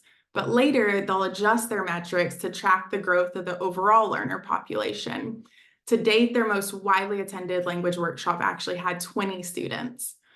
Eventually, they hope they'll be able to start measuring their success with more ambitious metrics: fluent speakers, the frequency of daily use, and finally, the number of new Native speakers. Though they have a long way to go before ASC is once again the predominant mother tongue of the Black Seminole community, design thinking has made it possible to structure an approach to this generational challenge, creating the first opportunity for multilingual learning in decades. Sitting 1,000 miles south of Wendy, a member of our second cohort is applying these participatory design methods to ensure Yucatec Maya is taught to younger generations via a more traditional sense of multilingual education. As a language advocate and linguist with a background in the tourism industry, Hilario Putcahun has intimately understood the paradox of indigenous language rights in the Yucatan Peninsula. In Quintana Roo, where he is based, there are these 2 distinct worlds existing side by side, one emphasizing the historic structures of the region, and the other unfolding along the coastline in Cozumel and Cancun is defined by hotels, resorts, and construction sites. Simultaneously connected and yet apart, these 2 worlds collide as the government-funded roads transport tourists from their beachfront resorts to the Maya ruins, while Yucatec Maya people venture from their hometowns to find jobs on the rapidly growing coast. Originally, Hilario was working in the tourism industry, with plans to continue studying English to move forward in his career. However, he quickly realized that he had the opportunity to improve the way people viewed Yucatec Maya, his mother tongue. The first challenge for him and his project was reinstilling linguistic pride in his community, nowadays numbering around 800,000 people. For centuries, Mayan civilization stood as a global pioneer in mathematics, engineering, and astronomy. Yet this rich knowledge faced a precipitous decline, first at the hands of the Spanish conquest in the 1500s, and later to the restrictive currents of Spanish-centric nationalism. The consequences were profound, manifesting in bans on mother tongue education for Indigenous children, which was a suppression that endured until as recently as 2003.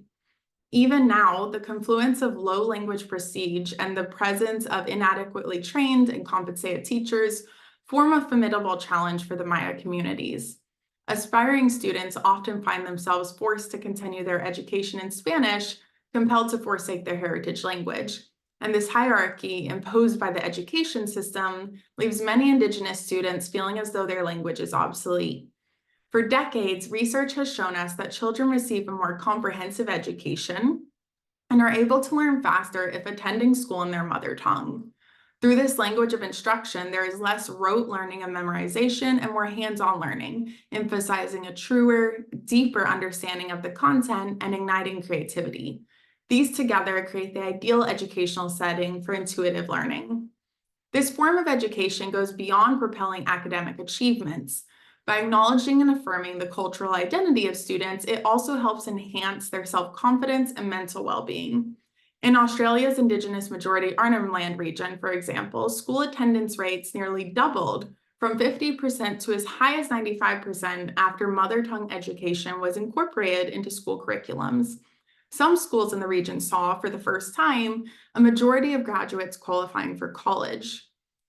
Through an education system acknowledging their heritage, children have space to affirm their Indigenous backgrounds as an enriching part of their identities rather than hindrances. And so, in a nod to the innovative scientific creations of the Mayan civilization and the importance of those same applications today, Hilario devised a culturally grounded STEM curriculum. To start the project, he turned towards his community. He interviewed parents, teachers, and students, encouraging them to define their educational needs and goals. From this data, he created the first prototype of the curriculum, which was tested throughout the course of a school year in 5 Indigenous primary schools of Quintana Roo. This real-world application served as a litmus test, allowing Hilario to gauge its effectiveness and gather invaluable insights. After that first year, he conducted thorough surveys, once again engaging the students, parents, and teachers in the refinement process. Hilario has repeated this process 3 times. As of 2024, they are completing the final year of the pilot project. Following this, Hilario and his team are carrying out an additional round of interviews and surveys before finalizing and distributing the curriculum. They anticipate that the success of their project will inspire more schools in the region to adopt it. And through this work, Hilario is not merely crafting a curriculum, he is cultivating a space where young minds can witness the practical application of the Yucatec Maya language. And the impact has been tangible. Following the inaugural year of the pilot project, Hilario's interviews with students revealed a heightened sense of connection with their Mayan heritage. Anecdotes suggest an increased enthusiasm for school among students, showcasing the project's positive impact on their overall experience. And then as a last example, I'd like to talk about applying this style of design thinking into a digital education sphere. Last year, we had someone named Ross Patrick join our 3rd cohort of fellows, and Ross represents the Dendi people, whose homeland straddles the borders of Benin, Nigeria, Niger, and Togo. Unlike ASC, which is in critical condition, and Yucatec Mayan, which is considered threatened, although reawakened, Dendi is technically in a stronger position. According to the last known census of the language, which we don't have great dates on, but happened somewhere between 2000 and 2021, there are over 400,000 speakers, encompassing a majority of the ethnic Dendi population. Beyond that, the language is officially recognized as a minority language in Benin, where a majority of Dendi live, theoretically guaranteeing a degree of institutional support. Strictly speaking, Dendi is not an endangered language yet. But despite the Beninese government's nominal support for Dendi, there are long-term cultural trends that drove Ross to conclude that revitalization-focused projects were necessary to keeping his mother tongue alive. First, the Beninese government's support for minority languages is strictly nominal, allocating few resources to support their development and daily use. There are few, if any, public media in Dendi, for example, and the language, though technically official, isn't taught in schools. Rather, French remains the sole language of public life, a vestige of colonial rule. And so in the absence of institutional support, Ross observed that daily use was on the decline. His long-term goal was securing meaningful institutional support for the language, but to build a constituency for reform, he would first need to buffer against that decline of daily use, starting with mother tongue media. Though it's often seen as a homogenizing force, the internet and its related technologies can be great equalizing forces for endangered and under-resourced languages. For example, research in Ethiopia has shown that mother tongue access on mobile devices can be a powerful safeguard against language decline. And in Catalonia, Spain, where the growth of Catalan since 1980 is widely regarded as a language revitalization success story, media has helped drive mother tongue development. In fact, in 1984, the regional government in Catalonia committed to subsidizing private sector media creation, guaranteeing an ecosystem of Catalan language journalism, television, and literature, normalizing its use outside schools and public institutions. By the turn of the 21st century, there was widespread organic demand for Catalan media, which, beyond reducing the need for government subsidies, spawned grassroots campaigns for getting the language online.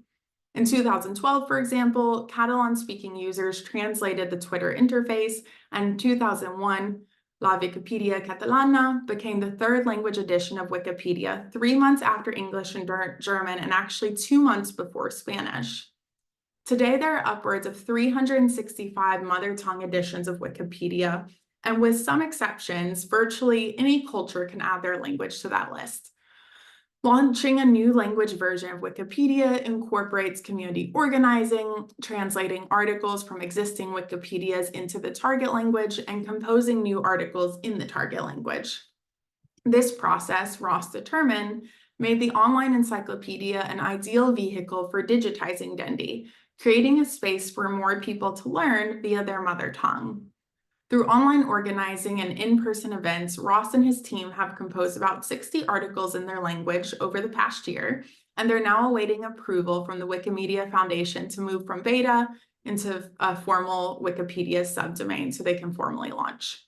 After launching, they plan to shift their success metrics to tracking the growth in articles, which represents the expansion of mother tongue resources, and by also measuring the number of active users, which represents the impact of those resources on Dendi society.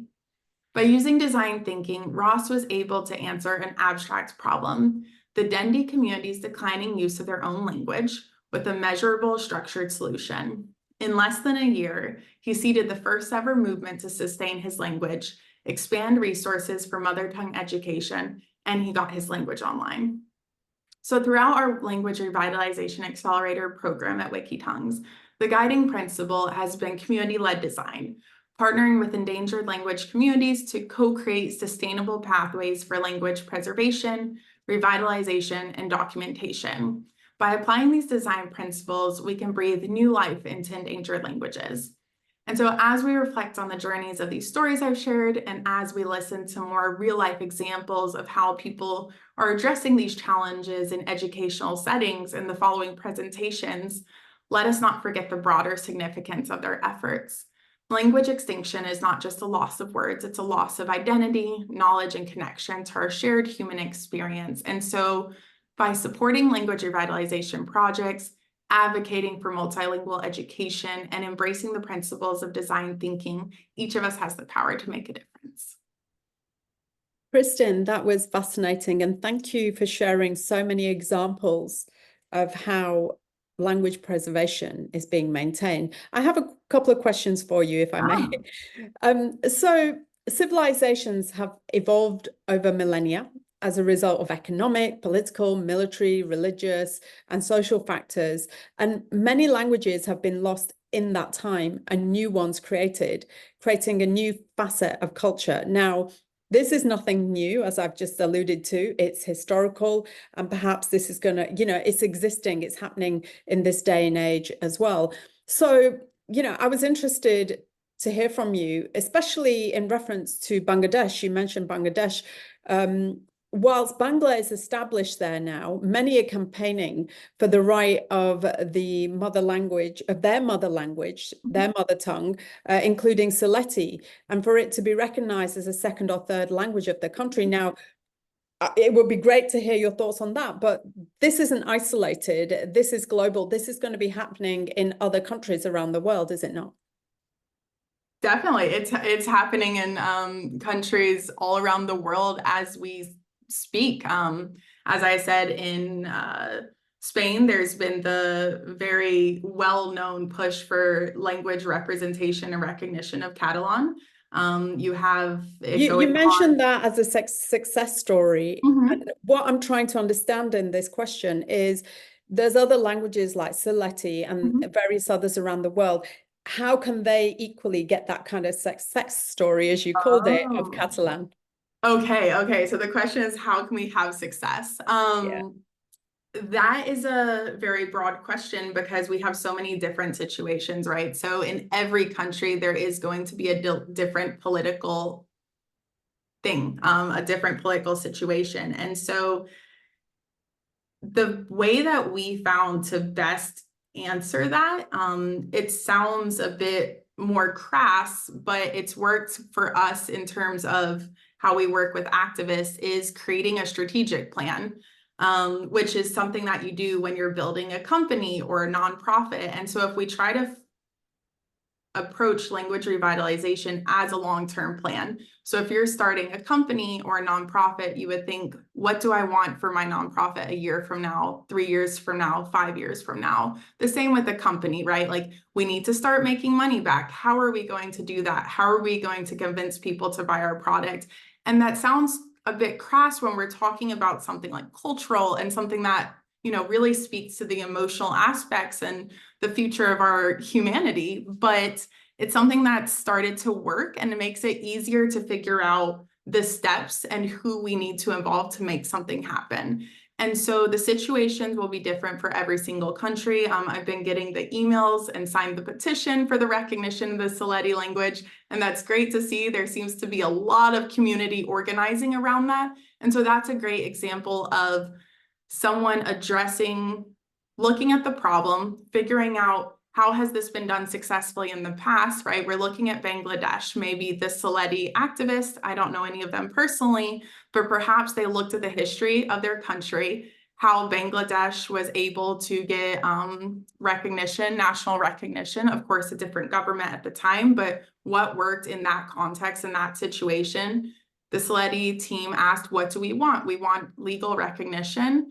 And so looking at that, it seems like they've made a plan. It seems from their emails and what they're going for, they've made a timeline, they've gotten together a community, and they're focusing on this one specific goal.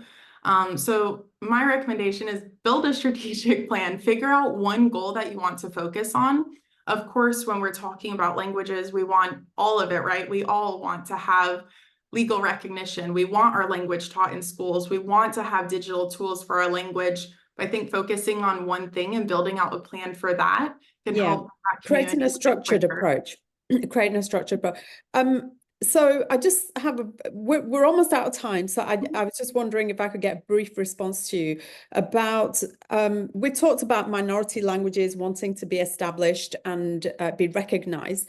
And in doing this kind of work to tackle the root causes of language loss and addressing these challenges, can you just talk you mentioned it about cultural sensitivities, but how can we ensure that they are fully, or we work towards fully respecting that? Because there's a lot of sensitivities involved in this. So the question is, how can we work to make sure that we are being culturally aware, culturally sensitive of our work? Our approaches are culturally sensitive, yeah. Well, because like you said, there's a political aspect to it. There's an economic aspect to it. There's so much that contributes to all this. It can be perceived as hugely challenging, right? It is hugely challenging, and it's important to work with the communities, right? So all of these language revitalization projects that I talked about and all the hundreds others I could speak to, they all start within the community themselves, right? If you don't have any language speakers, there are situations where people do not have any speakers left, like in Taiwan, there's the Taiwan language, and there is no native speakers, but they have cultural heritage and they're working on reawakening the language together. And so as long as it starts in the community and you have community buy-in, I think you'll be safe with making sure that this follows a culturally sensitive and culturally aware approach. Yeah, absolutely. Having the people who speak it involved contributes to that. Thank you so much, Kristen. Really, really interesting to hear from you. So now moving on to our next guest. She'll speak about the TEAM course, a self-study resource catering to teachers and other education professionals. Welcome, Associate Professor at Adam Mickiewicz University in Poznan, Poland, Dr. Anna Ewert. Welcome. Thank you very much for this for having me here. Thank you very much for this kind invitation. I would like to share my screen because I'm going to present the resources that we produced as a well, first of all, what is TEAM? We are a project that was financed by the European Union. Here you can see the page from the Erasmus Plus project's website, where you can find basic information about our project. The team is also a team of professionals. We are an international team of experts on multi and bilingualism, dedicated to educating and supporting teachers who work in multilingual classrooms. Our goal is to help teachers create inclusive and effective learning environments that foster language development and academic success for all students. And this resource was planned and designed with teachers and in general education professionals in mind. But actually it's publicly available and can be used by anybody, including parents of bilingual students. This is the partnership. We are mostly researchers from 9 universities in 8 countries. When you look at this screen, you can see that, we mostly represent the European perspective, but okay, as you look at the situation in all our respective countries, monolingual classrooms are a thing of the past. How to find the courses? Well, first of all, we are all members of the international network called Bilingualism Matters. So one possibility is to go to the Bilingualism Matters website, and actually then you click on the course on the website, choose a course. This is the actual link to the course, which is a Moodle course, which means a free open access education resource. We decided to choose Moodle because this is often used at universities, but it can be accessed by anybody without registration. Right, and now I will take you to the internet to show our resources. So this is the Bilingualism Matters website. You click on course, and this is what the course looks like. The course consists of 4 thematic modules, as well as an introduction. The modules are about linguistic aspects, neurocognitive aspects, social and cultural aspects of bilingualism and multilingualism. And the 4th module is about approaches to bilingualism and multilingualism and strategies for the classroom. So, for example, when you look at the linguistic module, we first have an overview of what it is about. Then the clickable links show you, will lead you to, we call them books. Okay, to begin at the beginning, have types of multilingual development and the notion of the native speaker. Okay, again, an overview of what this book is about. And then if we move into it, what we have is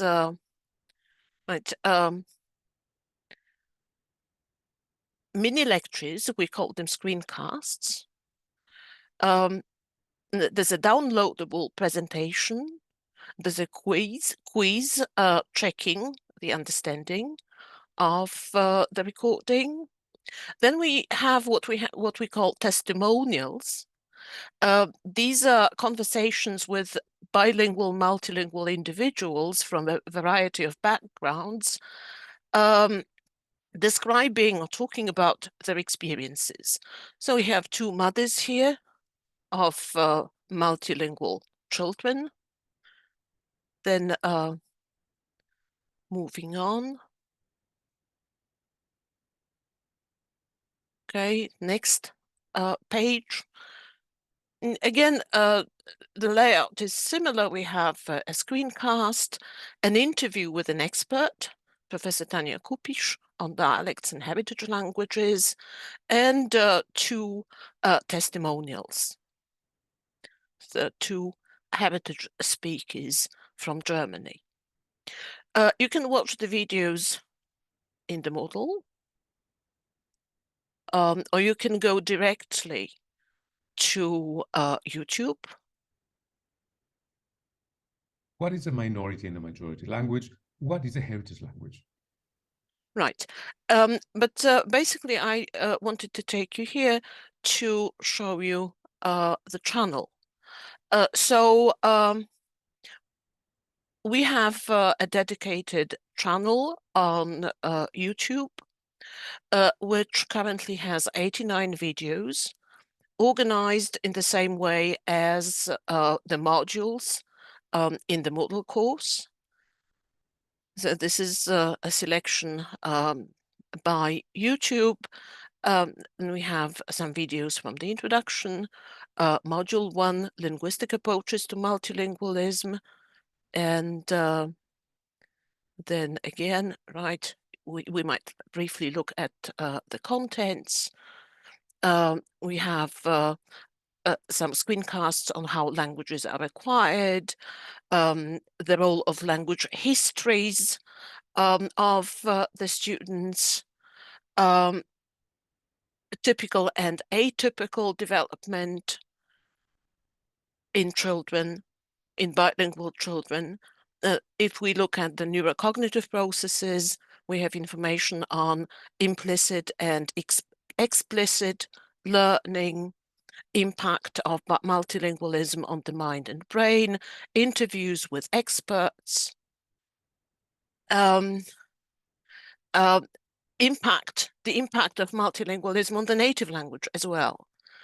Module 3, interculturality, cultural mediation, an interview about good practices in refugee education, the profiles of refugees populations, and module 4, okay, we have translanguaging for the classroom, language teaching of migrants and refugees, the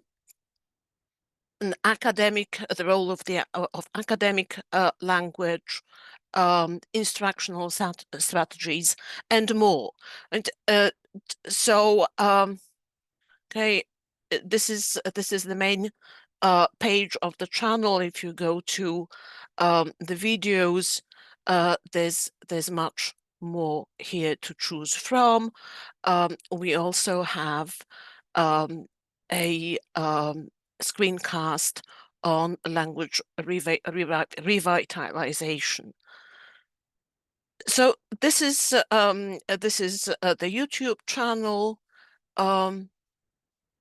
Going back to the model, I just wanted to show you some additional features of this course. And so first of all, I'm sorry, right? Okay, if we go to the YouTube once again for a while. Okay, we have a long interview with Professor Maria Cody here on teaching migrant learners in the classroom in Florida. Okay, new speakers, Hello, language my name is Michael revitalisation. Hornsby, and today I will switch off the voice, because I wanted to show you we have subtitles in multiple languages. So, for example, in this screencast, I'll be discussing how a minority language can be revitalized through the schools, through education, by new speakers, particularly aimed at new speakers. Okay. Similarly, if you go to the model course, which I recommend going there first, you can choose a language version in which you want to use it. So this is the presentation, and once again, our rationale for doing this project has been actually to provide information to the general public about bilingualism and multilingualism, about what it is, about how bilingual, multilingual children develop, what are the research-based answers to many questions that parents and professionals might ask in specific cases. We also have a resource that is called Migration in Action. If you go to the Moodle, you will be able to find it there. Okay, I'll share the screen once again because it's more convenient. The resource is called Migrant Student in the Classroom. The link out to this is provided in the course. But the most important thing here is actually the roadmaps, the interactive roadmap maps. Okay. You go to school, okay, and here we have the roadmap.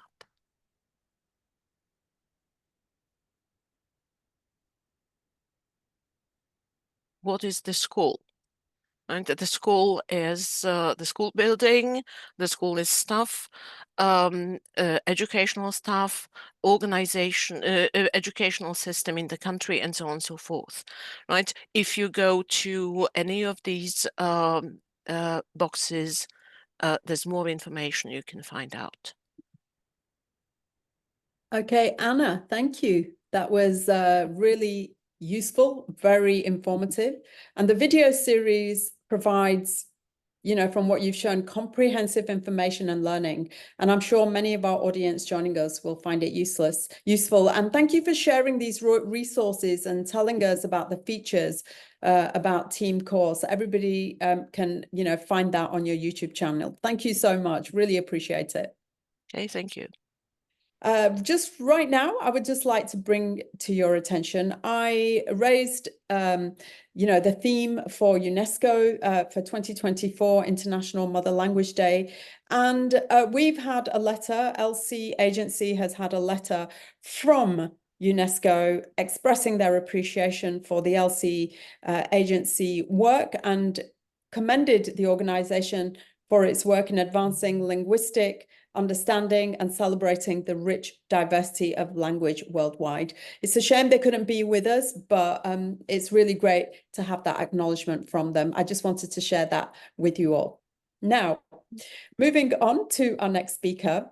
As I mentioned, before I introduce our next speaker, as I mentioned at the beginning of this event, I, like many of you, am really interested in languages, even though it's not my sector. I work as a journalist and media trainer. However, I'm multilingual, like many of you. And I've always wondered about the cognitive development of children who grow up speaking more than one language, given that I am one of those children, now a fully fledged adult.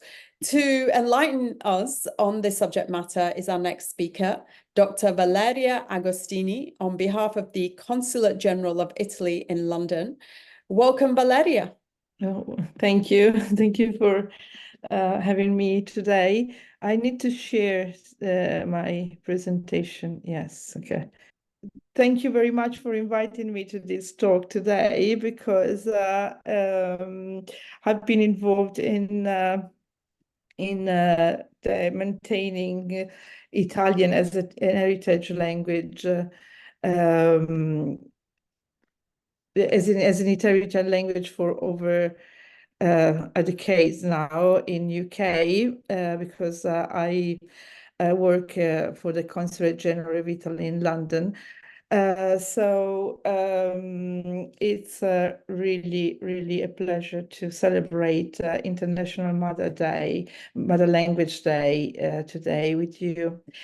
And as I said, at the Consulate General of Italy in London, the Education Department, we, of course, we support the learning of Italian at any stage of life. But we are very keen on supporting families, Italian families in UK, maintaining their heritage language, that is Italian, of course.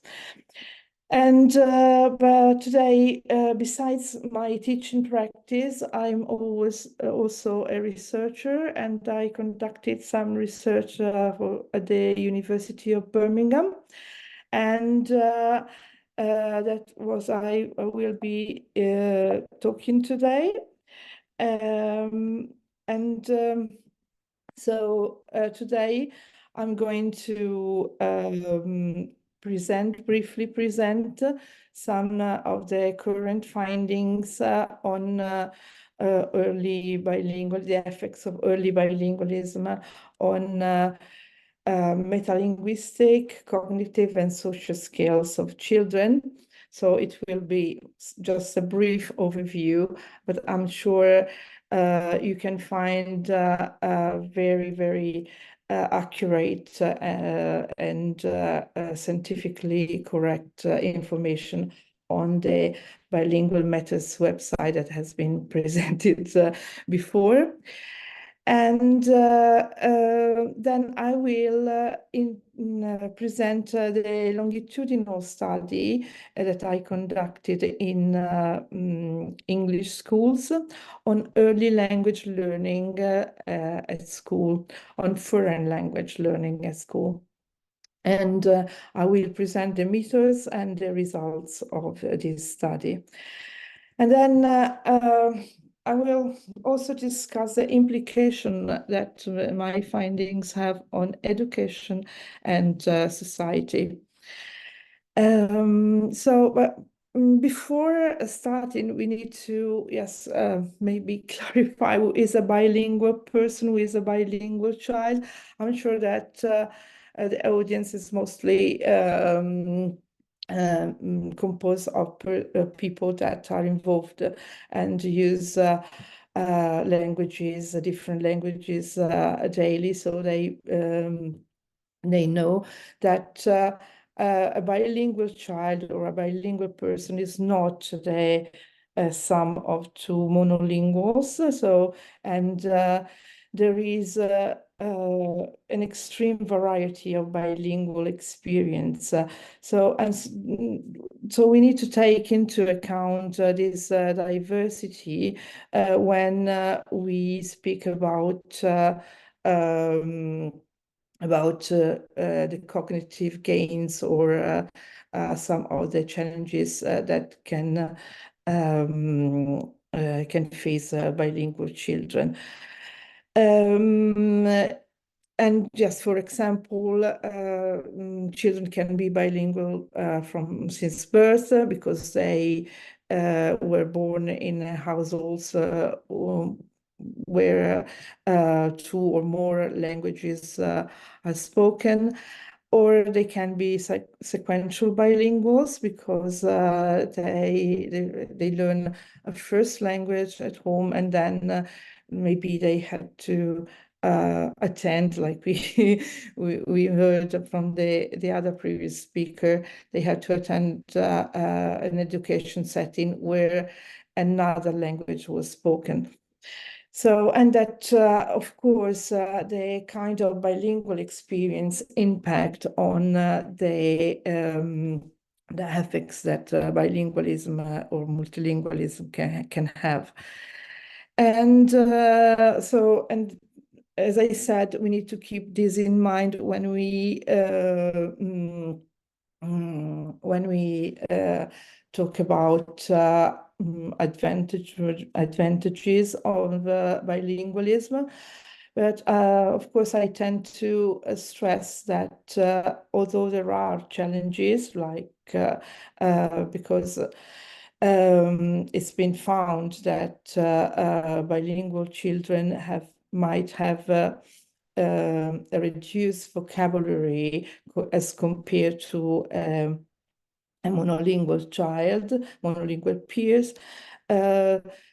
But this is compensated, and I think by a very important skill that is the communication skills.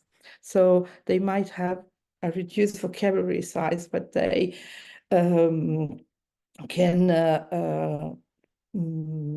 communicate better. So what are the benefits of early bilingualism by the state of the scientific research? As I said, bilingual children have an early understanding of the arbitrariness of language, and this gives them an enhanced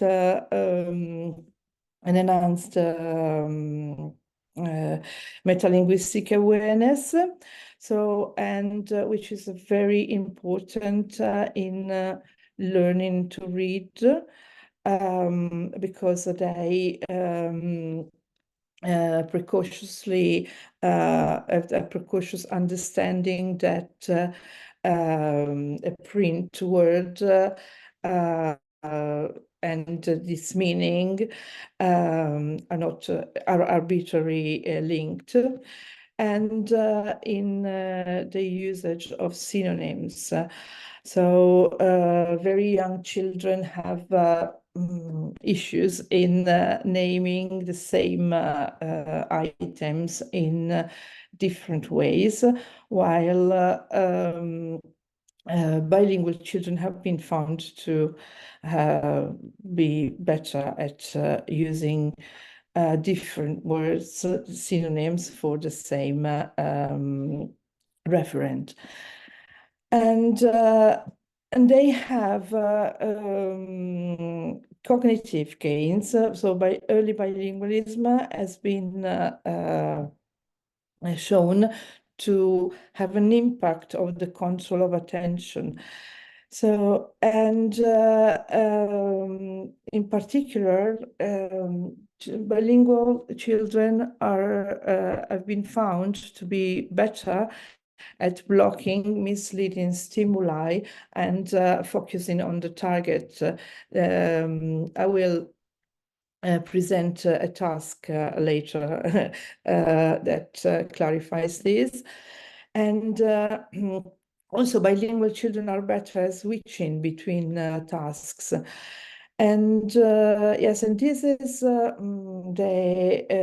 mechanism underlying this enhanced ability of blocking misleading stimuli is thought to be the fact that languages are both languages or the many languages that a child has, that a bilingual person has, are always active in the mind. And so managing the languages, so suppressing or selecting one language and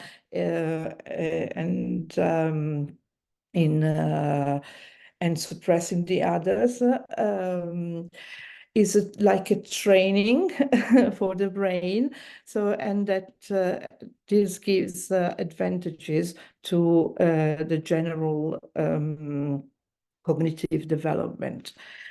And most importantly, there's been found a benefit that has been found is on perspective taking abilities.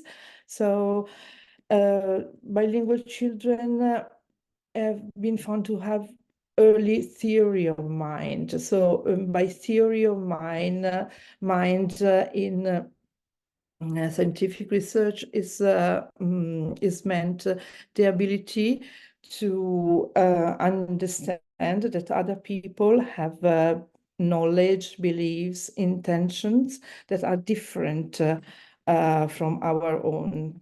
And of course, this is not, this is achieved by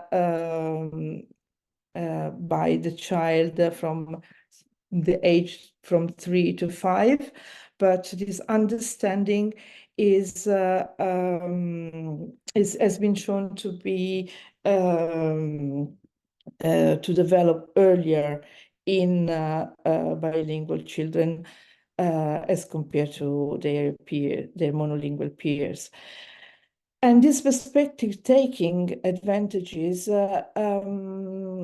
impact also in their pragmatic skills, because young bilingual children have been found to be better at adjusting at the interlocutor's needs during a conversation, to adjust their helping behavior during a conversation, to be better at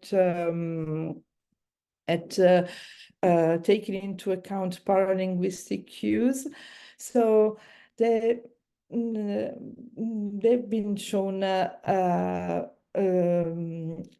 many advantages in pragmatic skills.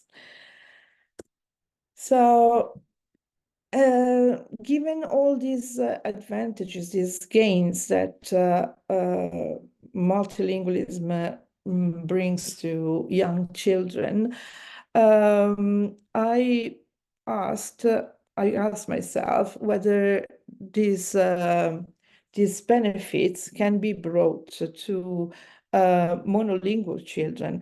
If we introduce the teaching of foreign languages in early years of school, can monolingual children receive some of these benefits that has been shown in bilinguals? And so we conducted this study in English schools in the reception class, which is the first year of formal education in UK. And we asked whether the teaching of foreign language in reception class can impact on control of attention and perspective-taking skills. And but we also ask if the amount of exposure to the target language is important to have significant changes, because in UK, the teaching of languages is at primary level, at least, is not great, and also the time dedicated to languages is quite limited.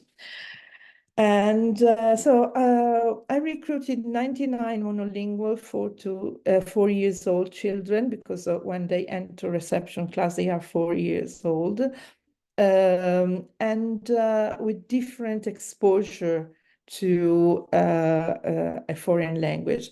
They were all monolingual, from monolingual households, so we really were careful to select just children that were not exposed to other languages at home. But they had different exposure at school. 32 of these children were attending state-funded bilingual schools. So basically, there were 2 schools participating in our study, and they had different organization in terms of their second language provision. On average, the children were exposed to a second language for half the school time. So half the time was spent with English instruction, and the other half with another language. And while 29 were attending mainstream schools in England, so most of their school life was was immersed in English, and but they received weekly second language classes that varied from half an hour to 1 hour a week. So not that much, quite limited time. And 38, the group of 38 was not exposed to any second language at school or at home, because they were attending schools that didn't have any language provision. And we tested the children at the beginning of the school year and after 24 weeks to see if there was progress in their in their cognitive and perspective-taking skills. So we administered questionnaires to parents to make sure that the groups were matched by socioeconomic status, extracurricular activities, their receptive vocabulary, and their nonverbal reasoning skills, because it is important to check that the groups are matched by these measures. And then we administer task of control of attention and perspective taking. So one of the tasks of control of attention, as I mentioned before, is a task called the attentional network task. And it is a computerized task. Children are asked to feed a fish appearing in the middle of the screen by pressing the right or the left button according to orientation or the orientation of the fish. And in neutral trial, there's only one fish on the screen, so it's quite easy. In congruent trials, the central fish is flanked by other fish facing the same direction. So again, it's not that difficult. But in incongruent trials, we have contrasting stimuli, and the central fish is flanked by other fish facing the opposite direction.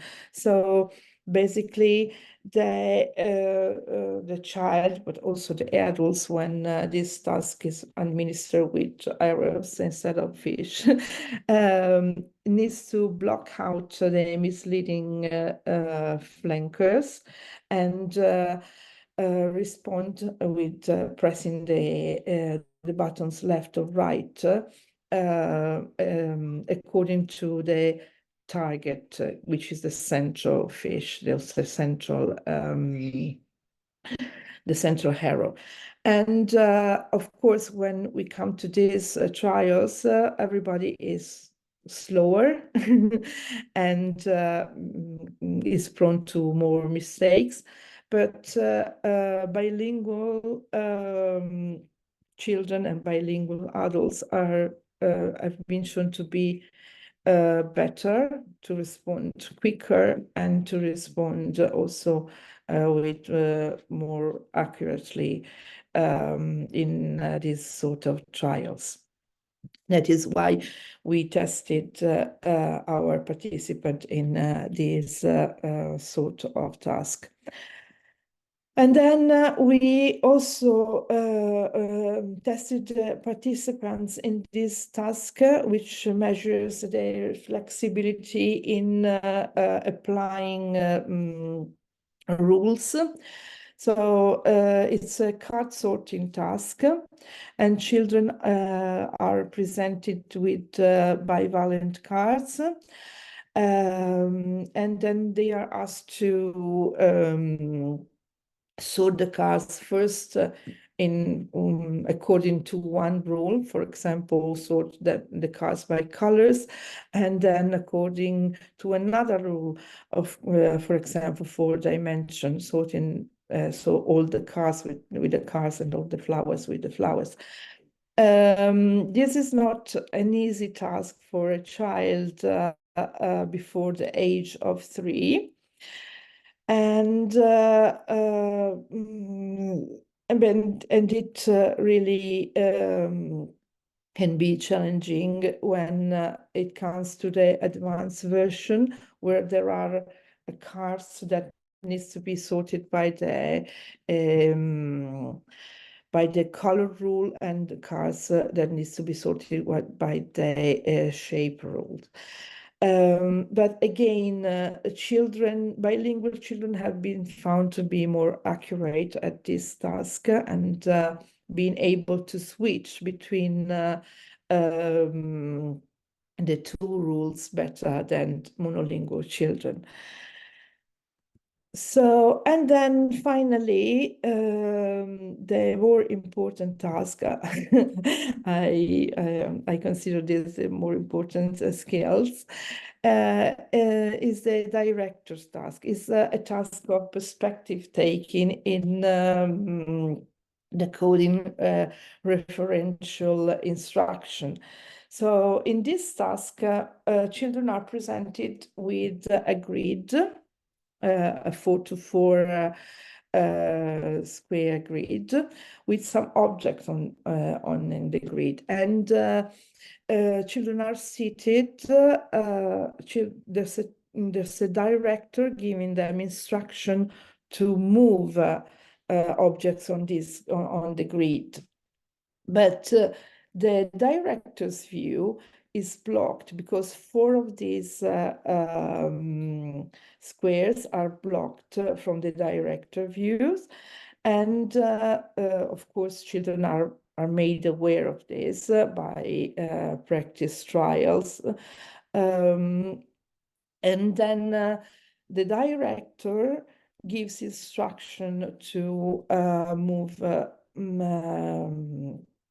objects to the child. And for example, an instruction can be, I can see a big duck, move the big duck next to the green alien. So now if the child interprets the instruction egocentrically, if he doesn't they don't take into account the interlocutor's view, they move this big duck because it's the biggest duck for them. But if the child takes into account that the director cannot see the big duck, the very big duck, they would move this other duck, which is the biggest duck for the director. So, and this task is, it looks like easy, but it's not easy even for adults. Though even adults are prone to errors in a task like this. But again, monolinguals and children immersed in monolingual environments have been found to be better at this task.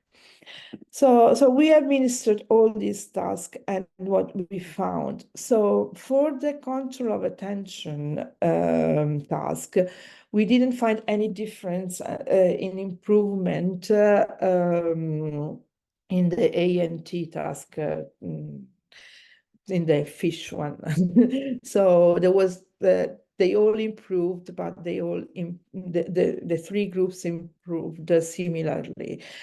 While in the card sorting task, at the first testing point, at the initial, all groups had shown comparable ability of switching between rules.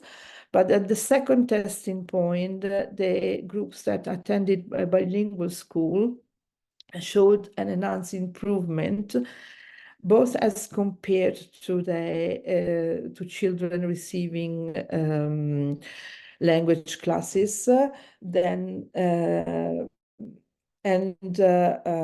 compared to the children that didn't receive any language provision at school. But there was no statistical difference between children with just a weekly exposure to another language at school and children that didn't have any language provision. While the most interesting finding was the findings on the director task, because in this task, although at the initial testing point, the all three groups were comparable, there was no difference between the groups. At the second testing point, so after 24 weeks of school, children who were attending bilingual school, but also the children that had just limited second language classes showed an enhanced improvement as compared to children that did not have any second language classes at school.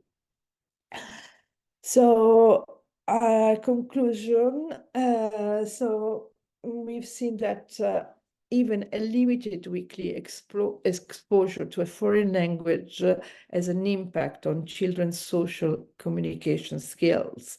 So because they were better able to decode this instruction and to put themselves in their interlocutor's shoes when asked to move the objects on the grid.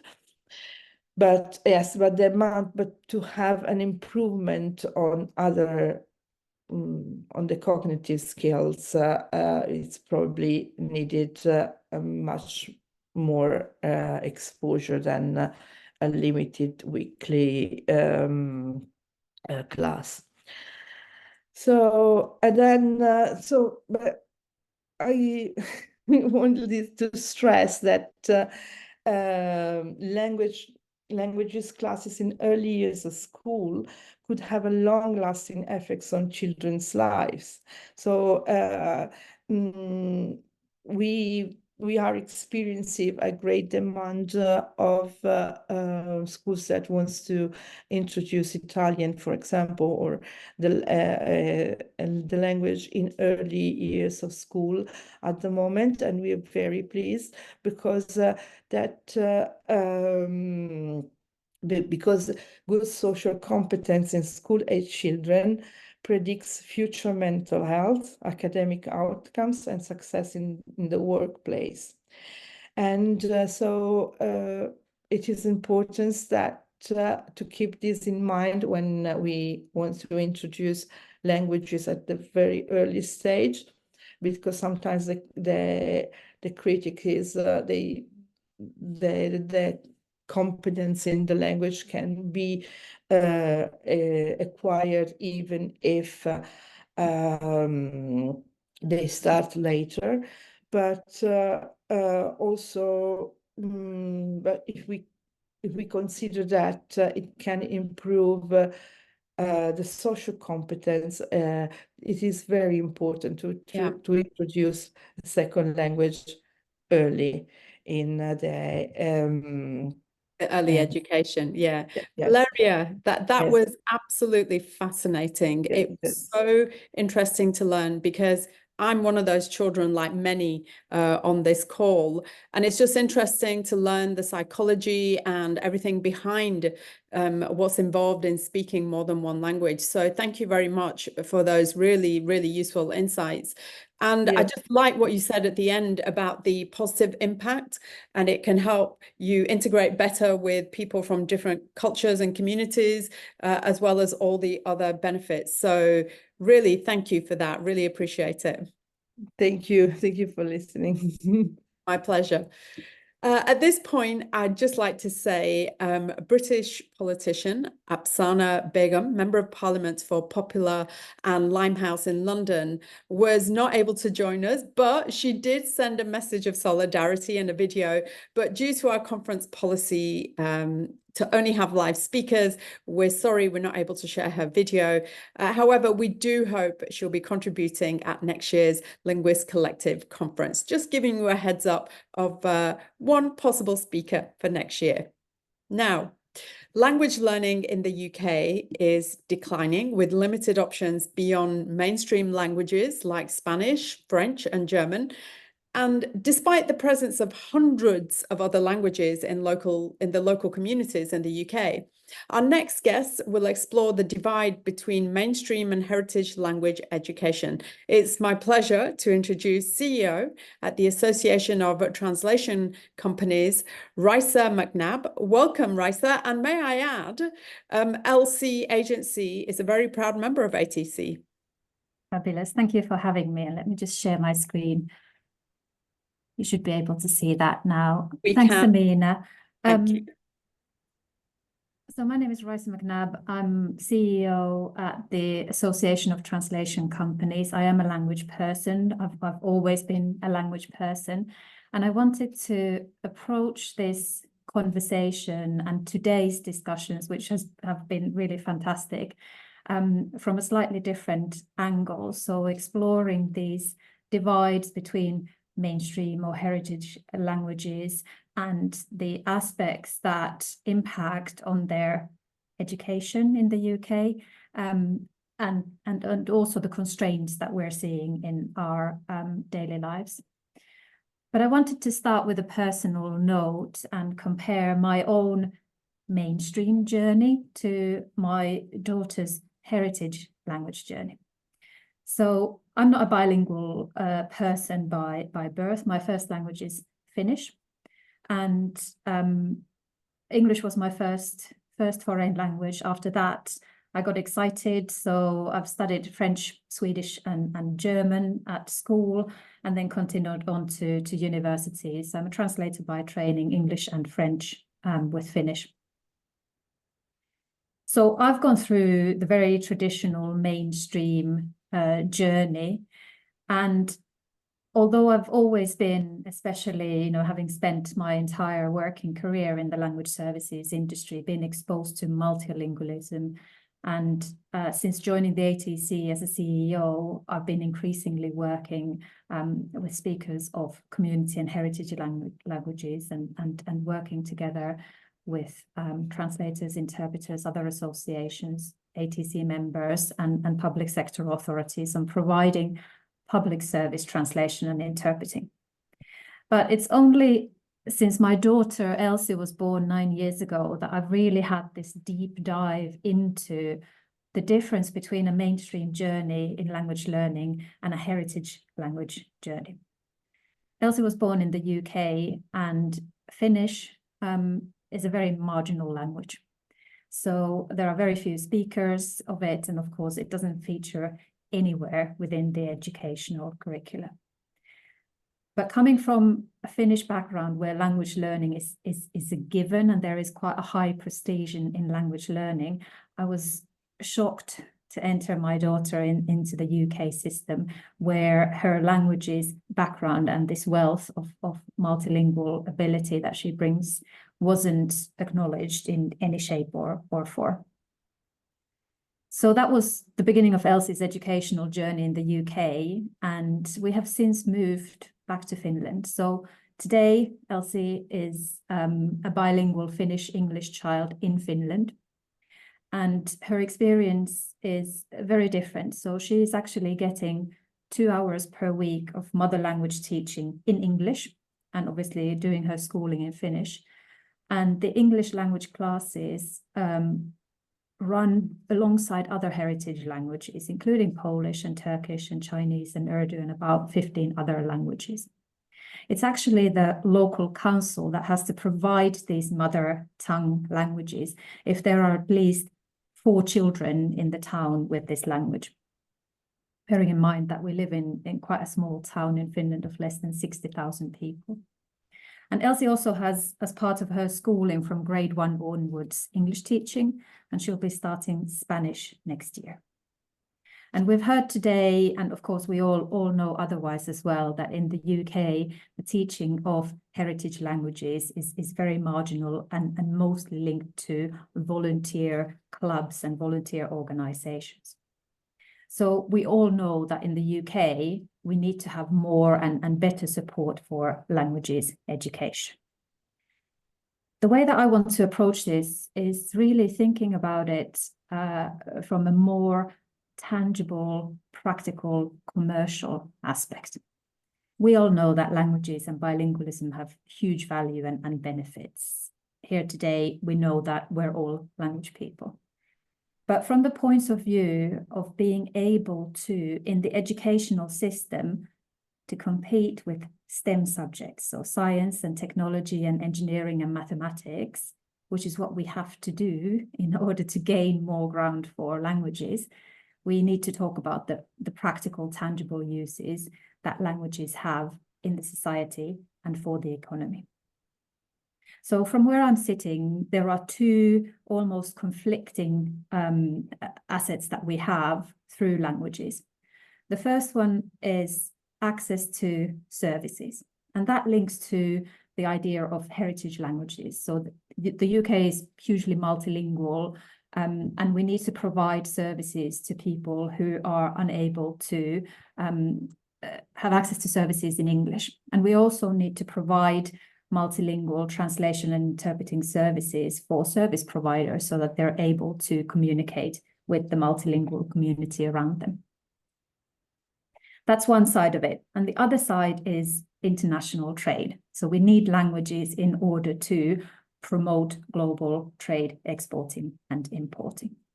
And these are the elements that I want to explore today. And I wanted to bring to you a few key figures, key indicators to show how wide this gap actually between these two are. So on the left-hand side now, you can see the UK's top 10 community languages as per the latest census. And it's something that I'm sure all recognize. We've got Polish, Romanian, Punjabi, Urdu, then Portuguese, Spanish, Arabic, Bengali, Gujarati, and Italian. We also know that languages education in the UK is very limited. And this is what we see on the right-hand side. So top 4 languages in primary education in England: French, Spanish, German, and it goes right down, German and Mandarin Chinese, 3%. And that's it. All other languages are so marginal that they don't even feature in the British Council's Language Trends 2023. But what we also know from the same report is that 9 out of 10 schools have pupils with English as an additional language, and nearly 1 in 5 pupils have a first language that is other than English. So we've got this huge resource within our communities that we're really not using or even acknowledging in the educational system. A couple of other indicators as well. Now moving into the economic value and the international trade angle. So the top 5 languages for the UK to become a truly global nation, according to the British Council's Languages for the Future report: Spanish, Mandarin Chinese, French, Arabic, and German. And then the top 10 emerging markets with the most potential to the UK's economy: China, India, Brazil, South Korea, Mexico, Indonesia, Saudi Arabia, Turkey, Taiwan, and Poland. This is where we start seeing the intersection between the value of our heritage and community languages to this idea of international trade and global communication. What we know is that we need to create more space for languages in education at all levels, starting from primary onwards up to further education, higher education, and into the industry. The question is, how do we change the narrative? Because these figures indicate, and we know from our own experiences, that languages are an immensely underused and under-acknowledged resource in the UK's economy. The mainstream languages are, and the heritage and community languages are even more so. And I believe that we as language people actually have a huge responsibility and an opportunity to change this narrative. The question is how? How do we position languages alongside STEM subjects as hard skills and not just soft skills? How do we position languages as an element that brings serious benefits to the society and economy as a whole, that complements the narrative that we as language people understand and accept of all these other benefits that languages bring? There is a huge amount of work that has already been done here. And of course, today we've heard of many amazing initiatives and programs. These are just a few of the ones that are out there already. The new National Consortium for Languages Education and the language hubs that they're putting together to promote language learning across the UK. The success of the Mandarin Excellence Programme in the UK, and the new Languages Gateway that has just opened at the end of last year. All of these are initiatives, some of these funded by the UK government, to promote languages and languages education. This is fantastic, and we need to support these. We need to share information. We need to show that we're on the side of these initiatives and this work. What I also believe is that we need to make more noise about these hard skills, the value that languages bring to the economy, international trade, exporting and importing. This is what we've been doing in the ATC. Others have done this as well. So as well as talking about the value of languages to individuals, to the society, to development, to skills, we need to add to that to say that the lack of foreign language skills is costing the UK up to 3.5% of GDP. Non-exporters face hurdles and barriers if they don't have the language skills. Companies that make use of language capabilities are 30% more successful in exporting than those who don't. And that investing in languages education will return more than the investment cost. Using the Mandarin Excellence Programme as a template, the University of Cambridge and RAND Europe together demonstrated that we've got double the returns if we invest into other languages, like we've already done for Mandarin Chinese. And this is where we now converge within this idea of, are we talking about mainstream languages? Are we talking about heritage languages? How are they different? What different types of services they facilitate? Are we talking about international trade, or are we talking about access to community services? This is where I think we're probably attacking the question from the wrong angle. So I would like to propose that instead of perpetuating the division between mainstream and heritage languages, when we talk about the value of languages, we don't differentiate. So we don't talk about mainstream. We don't necessarily talk about heritage or even community languages. I think we should simply talk about languages as an enabler for global communication, and everything comes within that umbrella. And that's me. Thank you. Raisa, thank you. Thank you for the great work that ATC are doing, and thank you for highlighting the huge benefits of languages. However, when it comes down to, what all this comes down to is respective countries' approaches to languages, and that tends to inform, the space to learn diverse languages. Also, the top 4 languages you mentioned, they can contribute to discrimination, amongst other things. And the other thing is at a fundamental level, and I'd be interested to hear your thoughts on this. And let me give you my own example. Within my own family, I'm of British Pakistani heritage. I grew up understanding 3 languages, but only being able to speak 2. And I'm sure I'm not alone in this. What I've found with the next generation within my family is that they've not had that sufficient exposure to our languages, our spoken languages, or heritage languages, if you like, something that you want to eradicate that, the heritage element of it, which I understand. But despite being bilingual or multilingual, we all tend to speak English at home, unless my parents are visiting, the older generation who spoke those, the mother tongue. So does the onus to shift all this, to change the narrative, fall on families to preserve their languages at home as well as advocating for it? Or is it something that we need to push policymakers to address?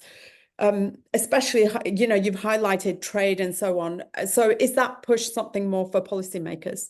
I think it is the policymakers who are going to facilitate that. Families have got a huge role to play, but I think this is where we see the difference between the community heritage languages that traditionally and still today, we see them as something in the community rather than a massive resource for the whole of the country and the economy.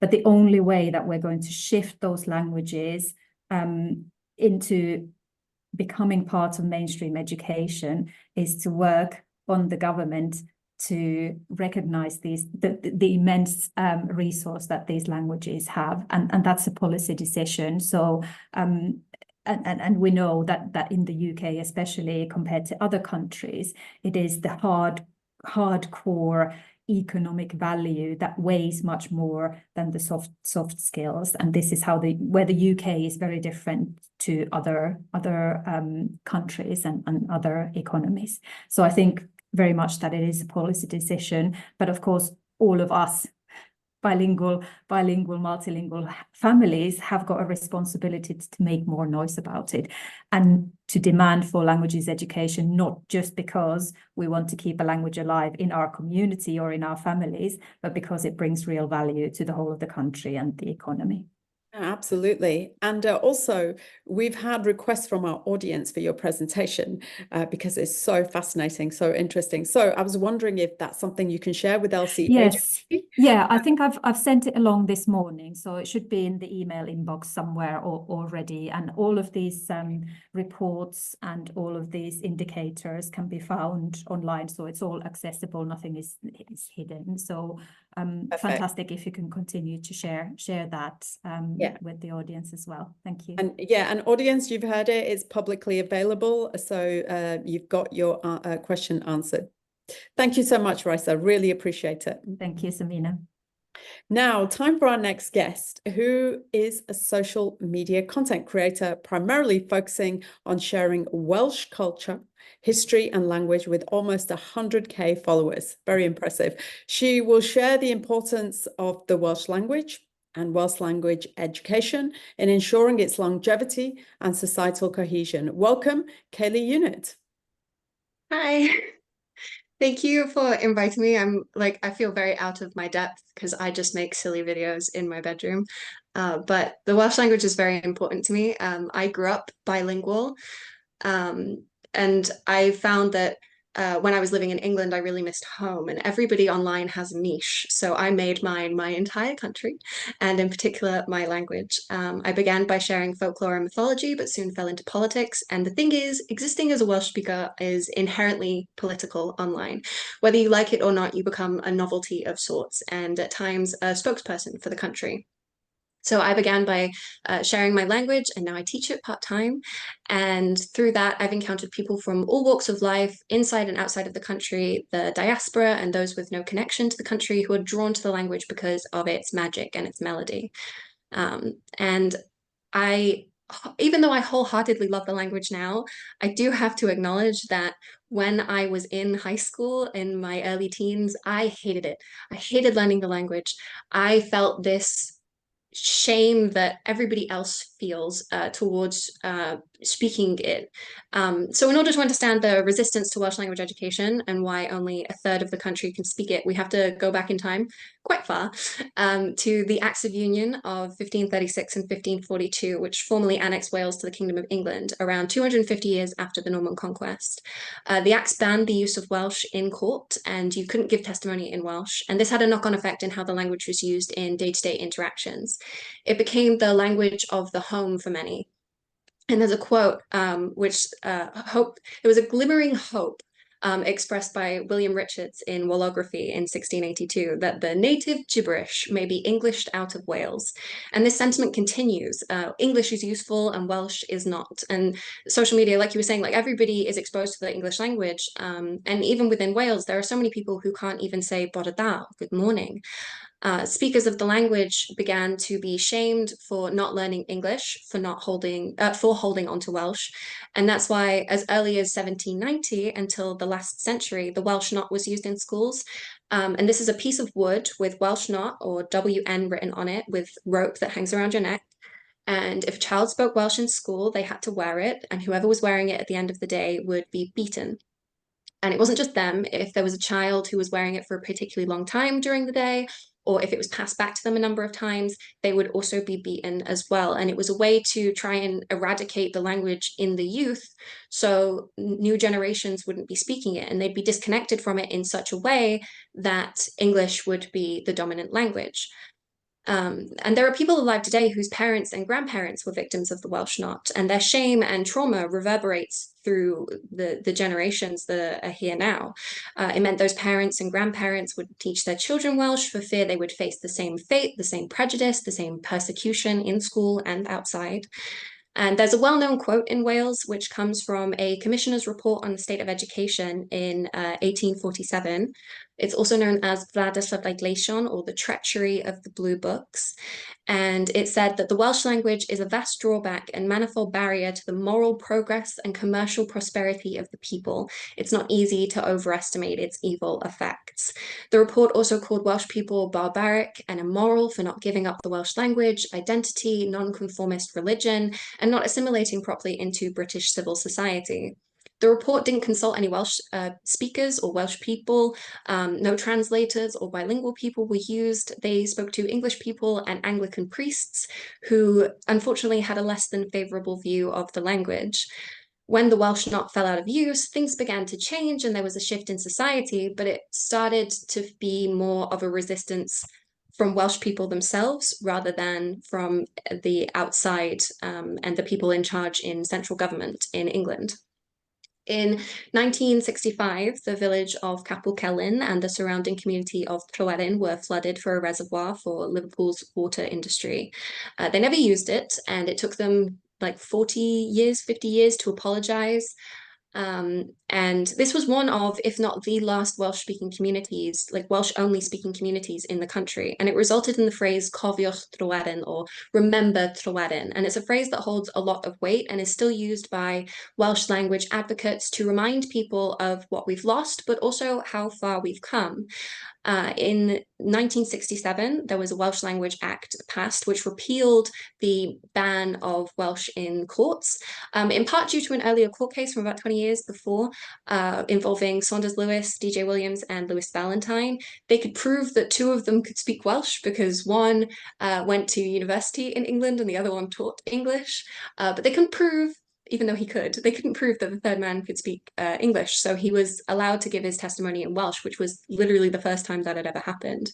And from then, people pushed for it because they were like, well, what's the problem? If he can easily give his testimony in Welsh and there's a translator, there should be no issue there.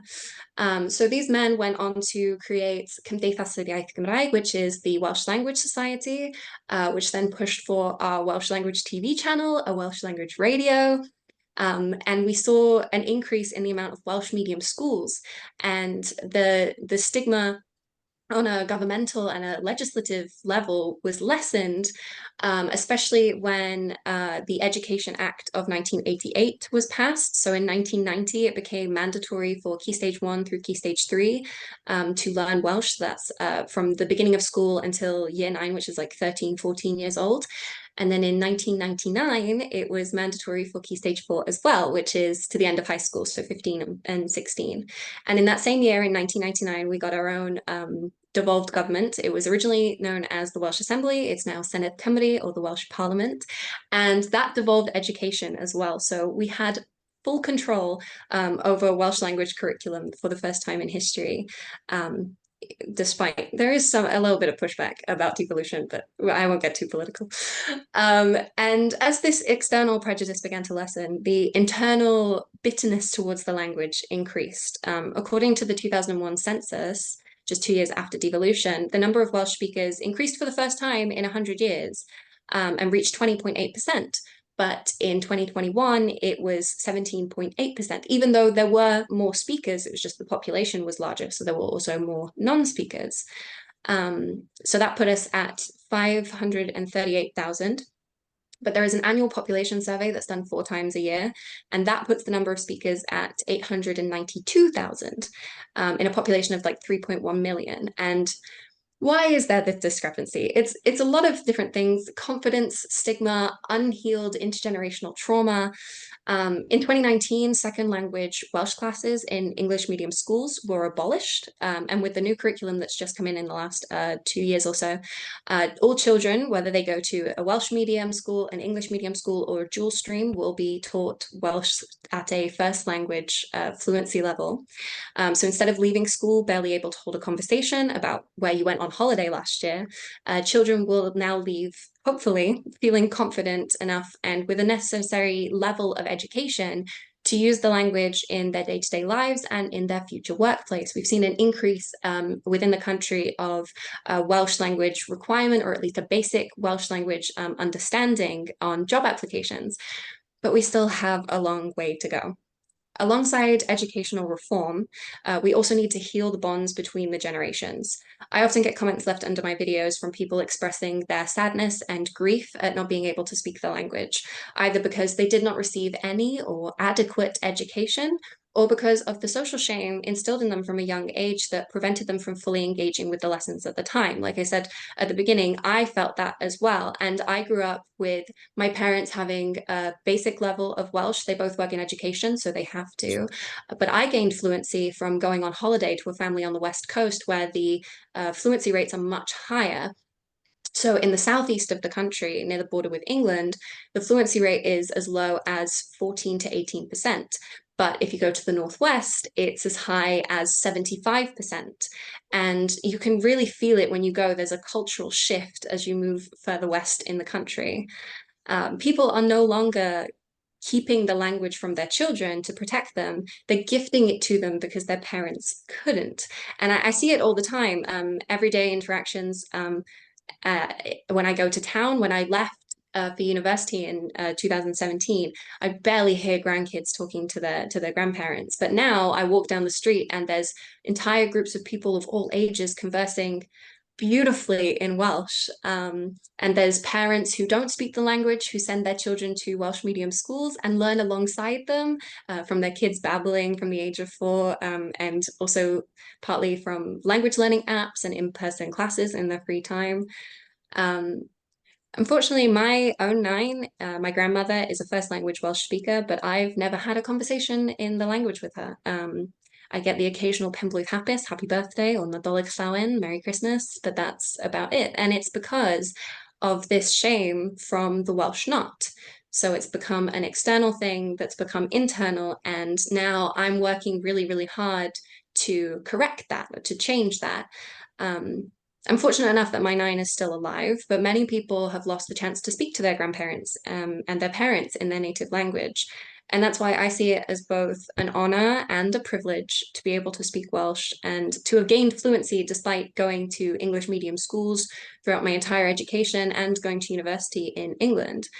And so I've made sure that my younger sister, who's also in English medium schooling, is surrounded by the language and is allowed to find joy in connecting with it. So hopefully one day we can both speak to our 9 in Welsh. I use my online platform to promote the beauty of the language, to share its history of resilience, to inspire and to teach, to tell others that it's never too late to learn and to reconnect. You're never too late to learn any language. There's always this thing of, oh, I'm past the age of 11, I can't hear certain sounds. You're stopping yourself before you've even started. And we have to work through our own fears and apprehension and learn to celebrate the diversity that our language has developed over the centuries.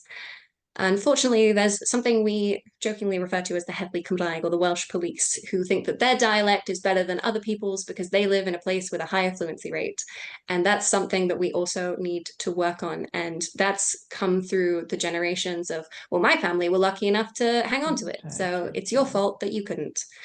But speaking Welsh isn't just about connecting us to the land that we've inherited, to learn in more depth the beauty and the mystery of our folklore and mythology, to embrace our culture, to view our traditions like Eisteddfods, which is a poetry, music, and art festival, through a new light.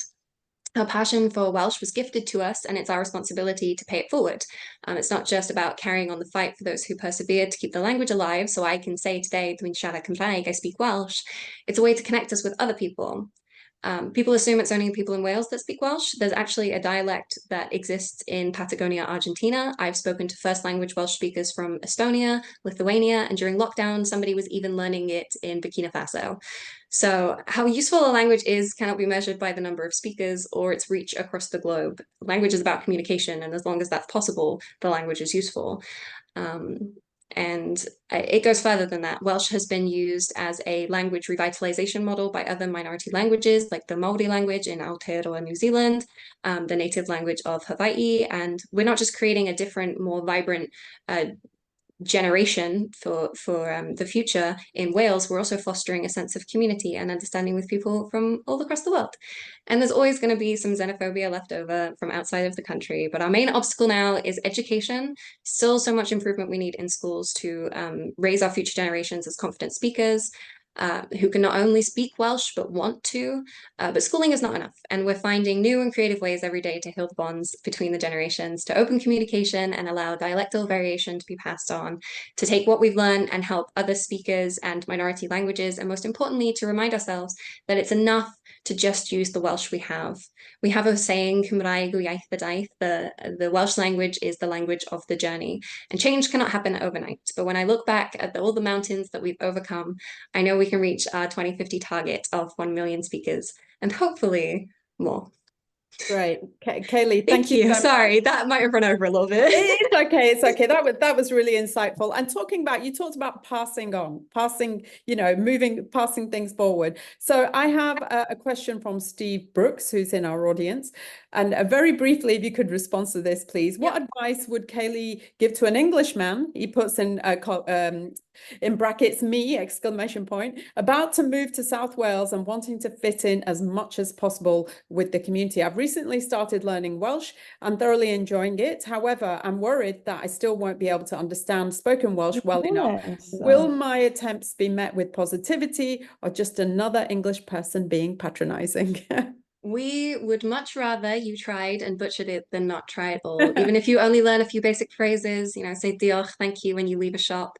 Look out for, there's a little orange like comma, and that means a shop or an establishment or even a person, you can get them as badges, speaks Welsh, so you can just try it out and have some fun with it. And nobody's going to hate you for it if you get it wrong or if you don't pronounce something correctly.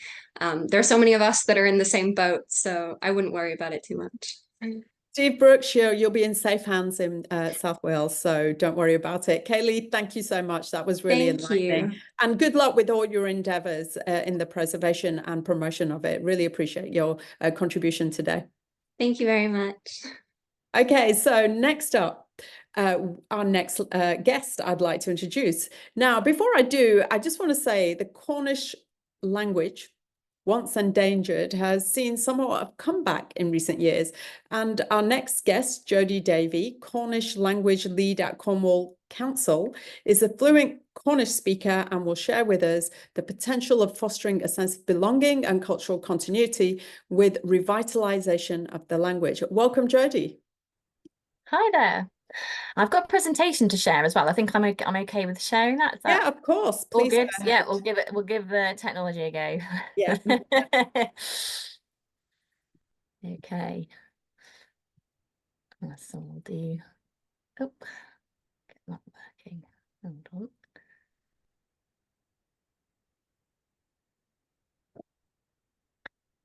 Great. Assuming you can see what I'm seeing there. So Yeah, we can see that. started. Murad. Okay, well, thank you. Well, just da, Jaziovi, I do with Consul Kerno, Hag Thessalvi and Brinkius and Yeth Kinuik.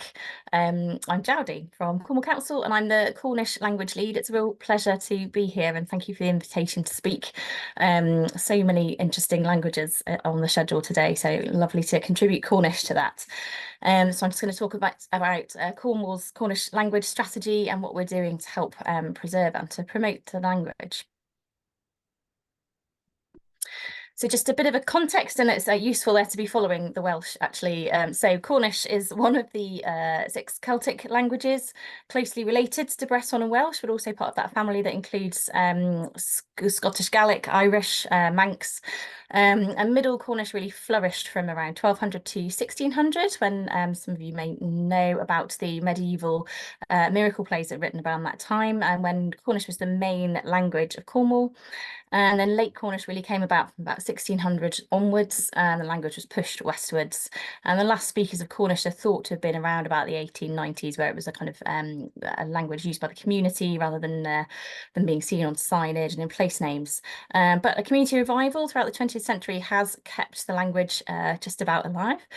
Today there are about 500 to 1,000 speakers, although as I'm sure those of you who know about this sort of thing, it's very difficult to guess how many speakers there are in these kind of circumstances. So for example, we've got over 5,000 people who's downloaded some of the online learning apps. So yeah, but about 500 to 1,000 speakers and fluent speakers. So just an example here between Breton, Cornish and Welsh, those 3 words there, glas, meaning blue, and I believe it's the same in Welsh, someone can tell me in a minute. And in Cornish, where glas is a word for a kind of natural colour of blue or green, so the colour of the sea, whereas we have gwyrth, which means kind of unnatural colour, green. So the situation for Cornish, so Cornish is an endangered language and it's still vulnerable because it has a small number of speakers and the number of speakers are scattered and there are very few mother tongue speakers, but it is stronger than other languages because it has official recognition, which I'll come on to in a moment. There's plenty of literature in the Cornish language. We have the Cornish dictionary, grammar books, teaching resources. It gets used online. Again, I'll come on to that a bit more in a moment. The age profile is skewed towards the older generation, but there are younger speakers coming through. Social attitudes generally, I think, to linguistic diversity in the UK and hopefully across the world are kind of changing. Technology is having a really big impact on the use of Cornish and, of course, in its cultural use and particularly popular culture. We're beginning to see it more. So if we look at the timeline here, so in 2002, the UK government recognised the Cornish language under the European Charter for Regional or Minority Languages. And so a Cornish language office was set up at that moment in 2002. In 2014, the government recognised the Cornish as a national minority under the European Framework Convention for the Protection of National Minorities. And so this affords the Cornish the same status as, for example, the Scots, the Welsh and the Irish. And being recognised as a national minority means the Cornish have the right to express, preserve, share and develop their distinct culture and identity. And that includes the Cornish language. And so in 2015, the UK government gave responsibility for obligations under these treaties to Cornwall Council. So this infographic here, what you can see is the relationship between the Council of Europe, the UK government and Cornwall Council. So the Cornish Language Office sits within the culture team, which is part of the neighbourhoods department alongside teams like libraries, leisure, registration, and the culture team reports to the National Minority Working Group, which was set up by Cornwall Council. So here you can see we're almost at the end actually of our current 10-year strategy. So it's an interesting time for me to join the department. I only joined a year ago. So we are now building up to what the next 10 years looks like. I'm particularly interested to hear about later in the afternoon around technology and particularly AI and what impact that's going to have over the next 10 years. But in the case of where we are at the moment. So there are 4 sections to the Cornish language strategy: acquisition planning, so education essentially, status planning, so it's civic use, status and profile raising, language use planning, so use of the language within the community, and then corpus planning, so things like the Cornish dictionary and vocabulary. So the council is responsible for the Go Cornish programme in local primary schools, and there are currently 50 primary schools set up using the system or taking part in it, and that represents around 9,000 pupils. So this isn't teaching sort of generally subjects through the medium of Cornish, but it's making sure that Cornish is used. For example, they do the registration in the morning in Cornish, or they might use phrases throughout the day, and that the language is very visible through the school, so they have signage, etc. in Cornish as well. And actually we're full at the moment, so there is a waiting list for schools to join. It's that popular at the moment, and there's only one part-time person actually delivering as well, so that's something we're looking at the moment. There's currently no secondary course or actually any formally recognised Cornish language accredited qualification, which is again something as children go through primary school are keen to move on to, so that's good. There's demand.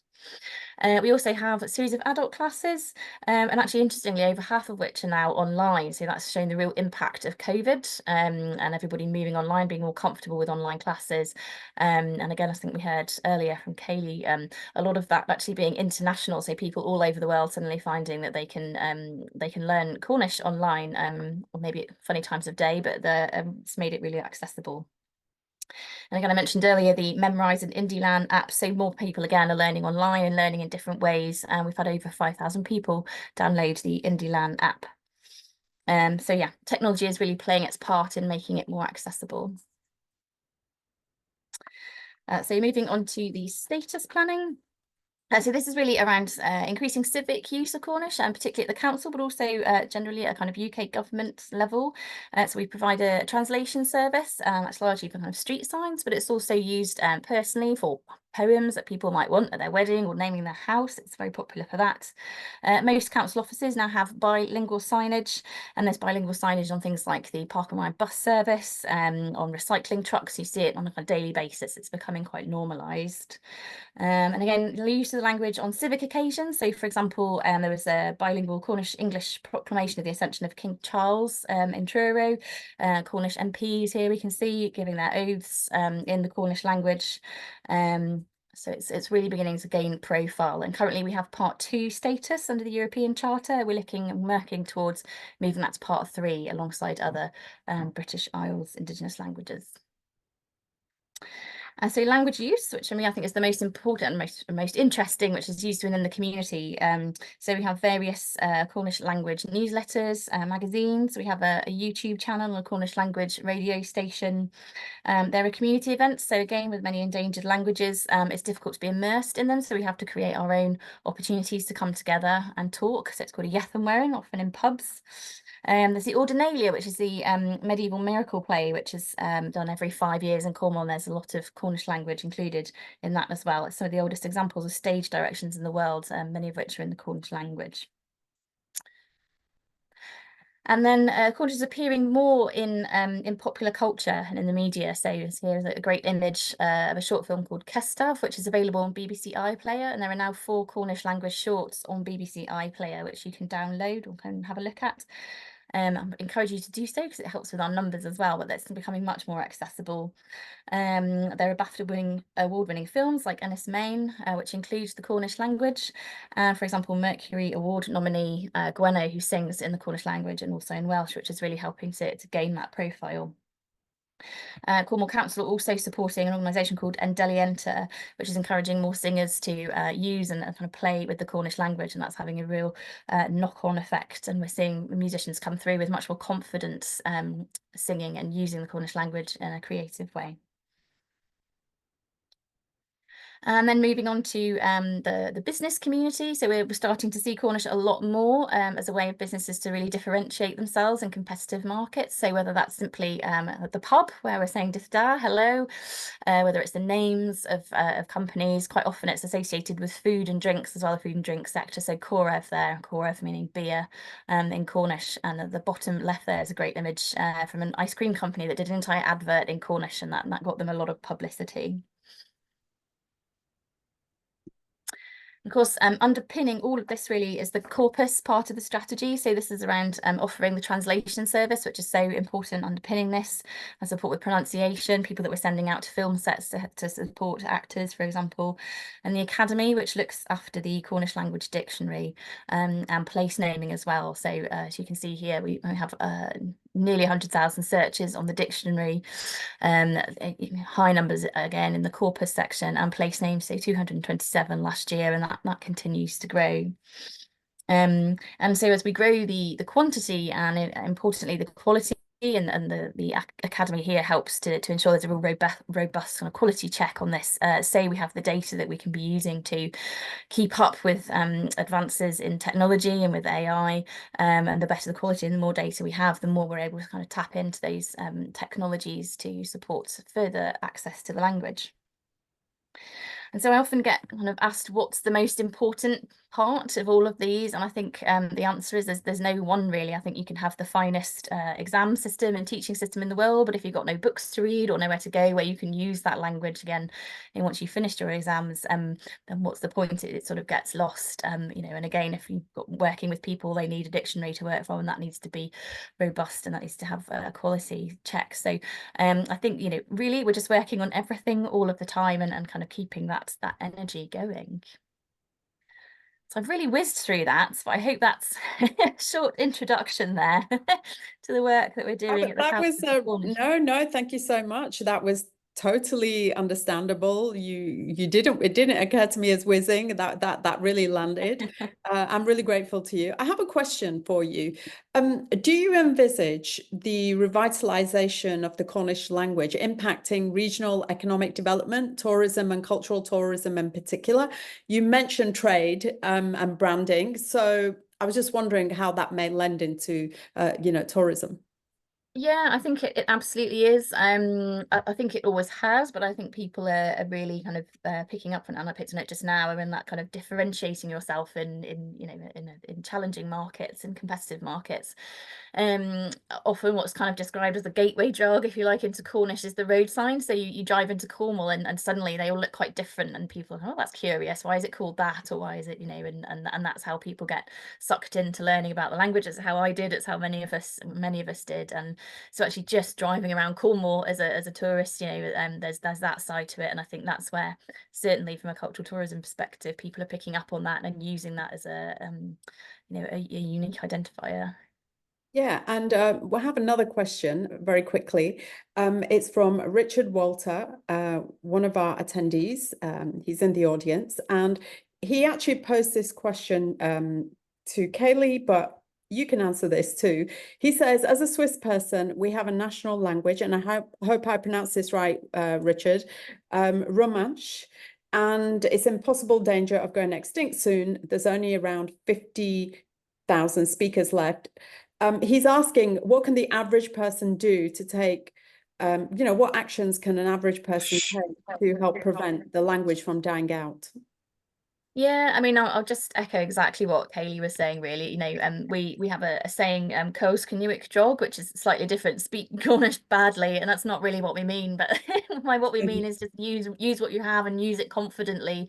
There's no wrong way of saying Cornish. The only wrong way is not saying nothing at all, is what we say. So simply, if it's just saying, you know, hello, good morning, mitenda, you know, that kind of thing, is just getting it normalized, getting used to just saying it and people hearing it. You know, I think it's this sort of circle, isn't it? If it's not visible, then you don't think about it, and it's just that constant visibility. And I think you know, certainly I found, I said I've only been in the post for a year, but the song is such a powerful way. And again, echoing the Welsh there, who were famous for their singing, but song is such a great way of becoming fluent very quickly and to feel fluent very quickly, and just a fun way of engaging. And so I'd say, yeah, sing and say welcome and use what you've got, and I think again that, there are occasions where you're saying cheers or you're saying happy birthday, there's always ways to slip the language in there. You don't all have to be completely fluent. Yeah, I mean, as I said to Kaylee, it's all about having a go and not worrying about getting it right, but just being a contribution, getting involved. Thank you. Thank you so much. Really appreciate your contribution.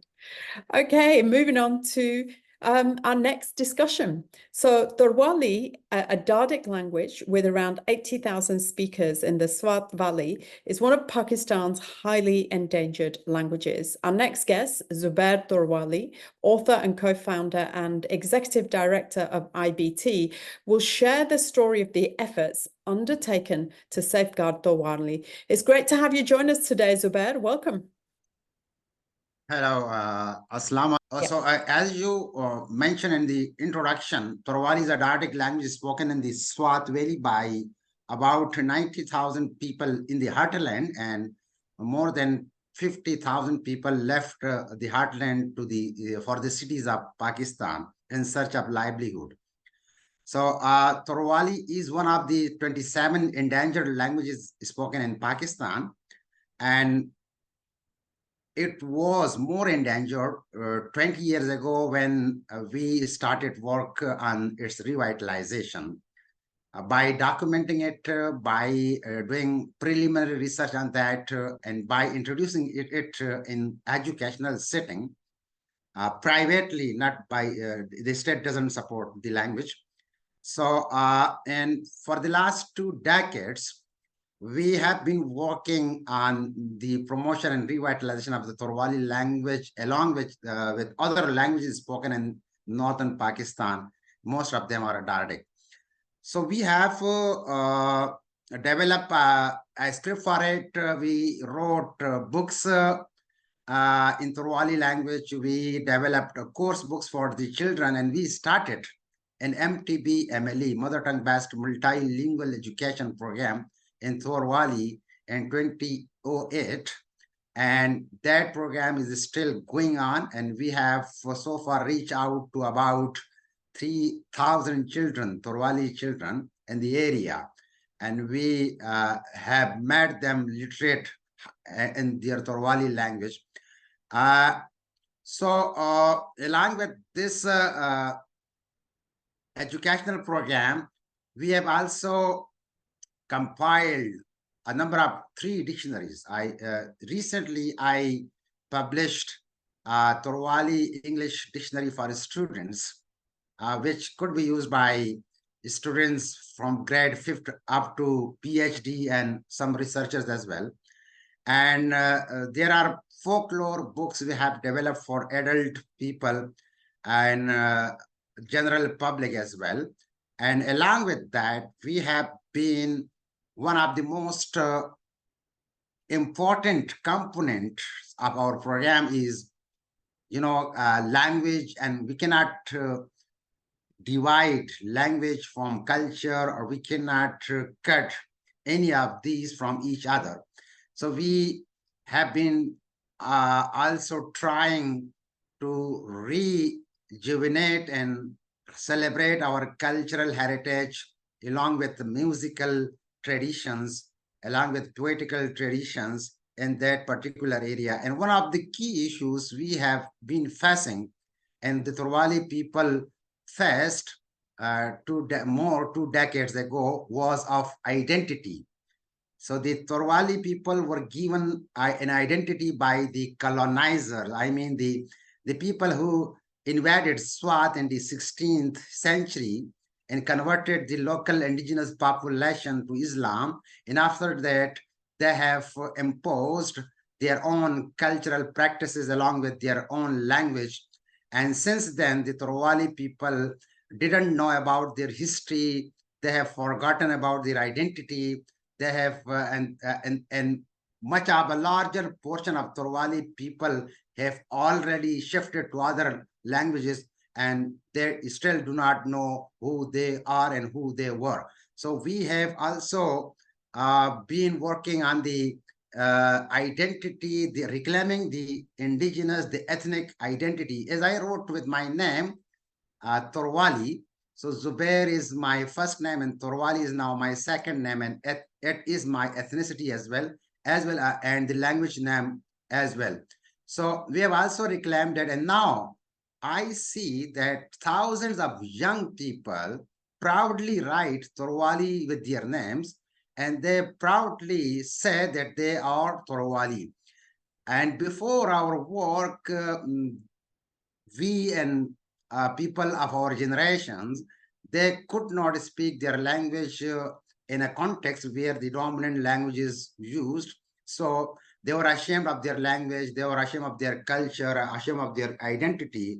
And what we have been more successful is that we not only wrote the language, enhanced its literacy, but we have also reclaimed the identity and also given us a sense of self-esteem to the people, especially the younger generations. And now I see that many Torwali students, they form Torwali student societies and platforms, whether they are at any university in the northwestern province of Pakistan, which is known as Khyber Pakhtunkhwa. So we have also we have a holistic program which is not specific to language documentation only. We see that language is related with power relations, with social relations, with economic activities, with cultural activities, even with political activities. So we do advocacy for the indigenous rights, for the rights of these people over their natural resources, for the rights of these people in the in recognition of these languages and culture. And we are also aware of the technological issues in this modern global era. So we have developed some sort of keyboard with the Google incorporation, and that keyboard is now used by many young people to write Torwali on social media as well. So I would end my, there are many challenges. I think the challenges are well known all over the world for the indigenous smaller communities. They face globalization, they face internal colonization now, they face cultural domination, and they face marginalization, economic, socio-cultural as well. And we are a small organization, and that is under-resourced, very well, low-resourced. We do not get any funding from the government or from the state. We usually develop project proposals and send them to different organizations around the world internationally.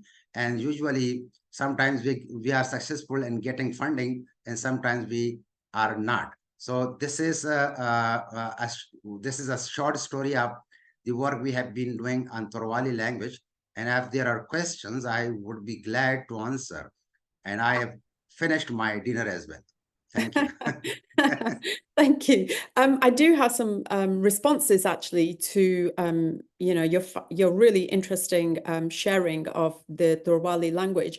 In my research and listening to what you said, the rigorous writing tradition can often contribute to the preservation of languages, and Torwali didn't have a written alphabet, and you recently developed a spelling system.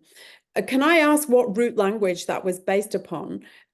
And then I'll ask you my second question. So I'm just curious about what, because Urdu is a form of Farsi, Arabic, and various languages put together. So I'm really curious to know about Torwali. Yes, you are very right. We have developed the Torwali writing system based on Perso-Arabic, so Urdu and Arabic, and it is still written in the Naskh font. It cannot be written in the Nastali and what Urdu is written. So, and we also we are also aware of the challenges, technological challenges with this script. and even the literacy challenges with this script as well. You are well aware of the Urdu, the issues with Urdu, technological with issues. So now but because there are some non-linguistic factors which also compel us to develop what the people like or accept. For instance, most of the people were and are literate in reading Quran Sharif, and Quran Sharif is in Arabic, and our national language is written in the Perso-Arabic script, and religion is taught in the Arabic language as well as in the Perso-Arabic script. So there is a religious connotation to that aspect, the script aspect, because if you and Pakistan is very conservative and religious mindset.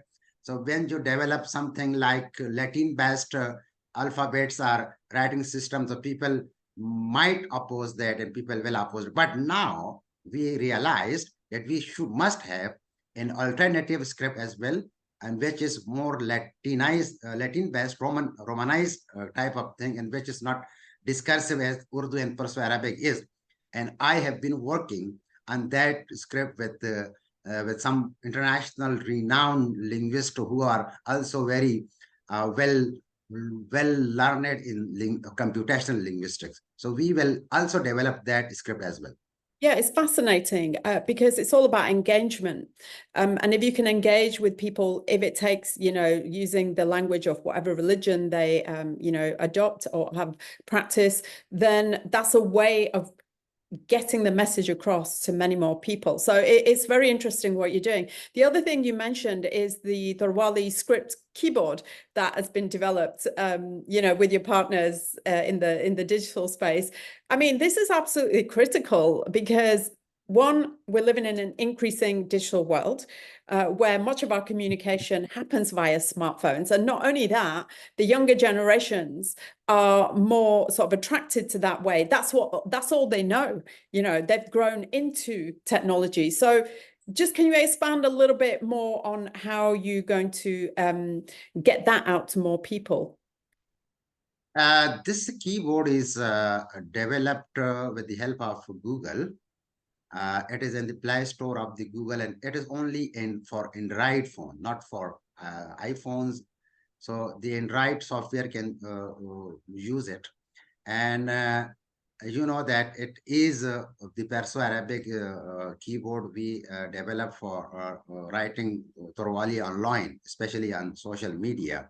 But what I conducted a study 2 years ago on the school we have been running in Torwali and the children, and that study was also published by Routledge in a book, The Early Writing in Torwali. So I found that students faced problems with special characters while writing and reading Torwali. So, and we have Torwali is a tonal language. We have 3 tones, and which cannot be represented well by this Perso-Arabic script as well, because there are many diacritics involved in that. So it is a common observation for Urdu and many other language speakers in Pakistan that people now tend to write even Urdu or other languages in Roman and English alphabet when they're messaging to each other. So that they try to write there. So this is a shift I see because of the technology, the digital technology. That's right. And yeah. So no, it's absolutely fascinating. And yeah, congratulations to you for rapidly bringing this to not only, those from an older generation, but to the younger generation. And good luck with it all. Thank you, Zubair. Thank you, Samina. Thank you. Many thanks. Pleasure. Now, our next guest is a seasoned trainer of interpreters. She'll discuss intergenerational learning challenges, highlighting common obstacles such as reluctance to learn IT. Her presentation emphasizes the importance of embracing learning opportunities across ages and backgrounds. Welcome, Helene. Thank you very much for inviting me again to speak at the LC conference. Before I go into the challenges, I really would like to start by sharing a personal experience. My mother is 91 years old, and just before COVID, she started to attend the meetings of her religion on the phone with a dedicated telephone line for this purpose. Her knees were giving up, and she was more comfortable listening to the meeting at home, especially in the evenings. So what did I do? I bought her an iPad. My daughter downloaded the website of her religion, downloaded FaceTime and Zoom, and then explained her 3 times. This is the website to watch videos and listen to podcasts. The green button is to call us. See, here are our pictures. You just have to press next to the picture. Then the blue button is Zoom for your meetings. We got the code for the meeting and for that month, and we asked her to do it. 3 explanations. She was 88 at the time, I suppose, or 89, I don't even remember, but 3 explanations was all it took for her to understand how the iPad worked to her advantage. So it goes without saying that this tablet was a lifesaver during COVID because she never felt isolated. So why am I sharing this? Because there is no age limit to learn something. But the person needs to want to learn. So there we go onto the challenges and why they happen, especially from my point of view to interpreters who decide to join a training course. So my observations are mainly from the level 3 in community interpreting course, because this is a group of 12 learners of different languages, different ages and cultures. So this group is made of different languages and ages, which is very beneficial to all. But at times, certain cultures have a difficulty with some things, like, for example, learning from a woman or accepting that a younger learner of their language can do it better than them. So the issues stem not only from the age gaps, but also from cultural background and social status. So I would say that our groups are like a Tower of Babel, that when it works is very rewarding for everyone. But here and there are a few recurring issues, and I will only mention 3 challenges: reluctance to learn IT-related subjects, denial of their own weaknesses, and arriving with unrealistic expectations. So for someone who has not been in education for many years, of course, and they only use the phone to see Instagram or Facebook or to call people, it becomes a real shock when they come to the course and they have to use an e-learning platform to read lessons and submit their coursework, as well as use Zoom for classes and Skype for assessments with their language assessors. Oh la la, here they are thinking that they've mastered the technology they needed, which is Facebook, and then they're back to zero, learning more technology. Yes, it can be tough for some. For some learners, even the login is problematic. They forget their passwords and they don't know how to get a new one. Others have difficulties following the lessons. Yes, because they don't fully read the lessons. They just skim read them. This is a trend now because we scroll down on social media all the time, so it's no surprise. But because of that, they miss on important information that is there to guide them on how to submit the coursework, for example, or what's due this week. So this can be confusing for some, and as a result of their inability to follow the curriculum or certain instructions, they then blame the platform as not user-friendly. So this goes on to the point 2, which is the denial of weaknesses. Why would I blame myself for not knowing something when I can blame someone else, right? So, however, we do not let them slide and avoid the problem. We insist that they learn how to do it. Sometimes learners are asked to resubmit coursework 5 times until they actually read all the instructions and get it, and then they can follow them easily. We're not mean. We are training learners to not give up on their own capabilities. They are able, like my mother at 91. Sometimes they just need to be held by the hand, supported in an informal setting, the course, so that later, when they get their certificate, they can fix problems on their own. We teach them to be critical thinkers, original thinkers, so that they can find solutions and not simply give up. Everyone has their own weaknesses, and we should all embrace them and keep working on improving those skills so that we have less and less weaknesses as we progress in our careers as professional interpreters. And the last challenge that we see sometimes is that learners come with unrealistic expectations of their abilities and of their knowledge.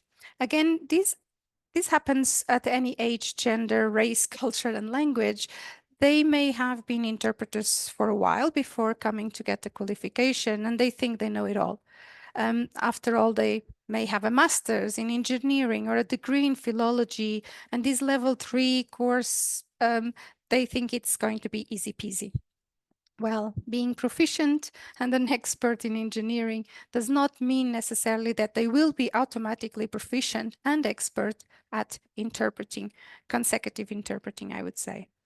As my colleague Phil Muriel often says, having 10 fingers does not make you a pianist. So having this expectation that they can get it right in all aspects of the qualification sometimes reveals inadequacies. They didn't even know they had it, let alone facing those inadequacies. Now, the good news is that we have trained over 2,000 interpreters at the PSI Online, so we are very experienced trainers, and we are able to support and guide learners in many of these issues. And when they cannot, the tutors cannot do it, well, the admin team will give them a hand.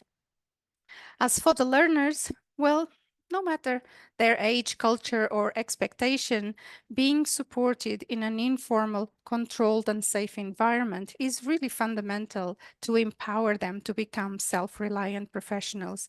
And this does not mean we win every time, because some learners nowadays especially will try to hide their weaknesses by using the very latest technology. Yes, you probably guessed, AI. Now they can ask questions and get AI to generate answers in 5 seconds. Why would they spend so much time researching and reading? Well, for them, it's the wrong approach again. Their attempts at cheating only mean that they are cheating themselves, and this will only delay their qualification, because in these cases, they have to answer questions verbally and demonstrate knowledge in front of another tutor who they are not familiar with. So, or worse, if they plagiarize their coursework twice, they will not be awarded a certificate and will not be qualified. Obviously, these are exceptions, of course, but normally by the end of the course, most learners realized how little they knew before starting the course. They feel confident in their individual issues, as they know they will eventually get it right. They will never be perfect, but they have learned to be the best they can be. And that this profession is a long life quest for knowledge and a continuous refining of our skills. So to finalize my talk, I would like to say that failing at something is extremely important, because only when we fail, or when we do not know something, then we can learn. There is no progress in learning unless we acknowledge the weaknesses. And I would like to invite all of us to be open to learn from each other. The elderly may have traditional knowledge we need to interpret for older people in the community, for example. And the young, well, they have a lot of more technology expertise that can help and motivate the elderly to learn about it. So intergenerational learning does not have to be problematic. No matter how old we are, we just have to be curious and humble. Curious to constantly learn, and humble to realize we know very little of a lot of things. So be curious, at least until you're 95. Thank you for listening. Helena, I love that message. Be curious until you're 95. Why not till 100 and something, Well, you know? Exactly. Let's do it, yes. No, that's a fantastic message. You know, it's a human condition to think we know it all, but when we do a little bit of introspection, then we can face the challenges that we have, or, you know. And also the other message I want to take from, which I take from this, is failing is okay. It's the stepping stone to success. So it's a fantastic message. Yeah. Good. Thank you so much, Helena El Masri. Okay, now I'm very pleased to say our final speaker has managed to join us. It's Marufjan Yuldashev. Happy International Mother Language Day. Thank you for inviting me to this conference. It is very difficult for me to speak English. I wish you patience. Okay, man. Dying language in Uzbekistan, Jain Arabs, language, culture, and values. Uzbekistan is a linguistically rich country, particularly in the Mirishkor district of Kashkadarya. People speaking Uzbek, Turkmen, Tajik, and Arabic languages have lived together for thousands of years. Exactly when, where, and by which road the genuine Arabs came to the regions is not scientifically studied. In the courses, it is not that the Jain Arabs have been living in this area since the 9th century and that they are culturally similar to the Arabs of Syria and Oman. Some sources state that the village of Jaino appeared in the 3rd and 4th centuries and that its creation is connected with the Mongols. The inhabitants of Janos associate terms with the Quraysh Arab tribal. They say that they heard this information from their ancestors. Since the Arabs of Jaino were separated geographically and linguistically from the rest of Arab world, their dialect also came down in oral form. It has retained its similarity to more archaic Arabic. This is a rare phenomenon in science. Today, the Arabic dialect dating back to the 8th century or even earlier has been preserved in Jaino. Not many people know this dialect. Nowadays, grandparents speak this language in a few Arab families. However, young people are moving away from the Arabic language and ancient traditions. The Jaino-Arabic dialect belongs to the group of Central Asian dialects of the Arabic language. The Central Asian dialect of Arabic is preserved in some regions of Afghanistan, Tajikistan, and Uzbekistan. According to the report of UNESCO on June 50, 2017, 50 of the 2000 languages that are on the verge of death in the world belong to the people of Central Asia. In particular, the Central Asian Arabic language in Uzbekistan is included in the list of endangered languages. There are several reasons why it is disappearing. These Arabs lived separately from the local population until the end of the 1960s and did not interact much. In the former Soviet Union, no attention was paid to Islam, Arabic language, and culture. Arabs are not recognized as a nation. Arabs are education in Uzbek and Tajik language. Young people try to learn Uzbek, Tajik, or Russian language to find their place in society. Today, importance is given at the state level to preserve the language, culture, and value of the Arabs in the territory of Uzbekistan. Arab National Culture Center is operating in Jaino. Books and dictionaries on the history of Jaino Arabs have been published and scientific conferences are being organized.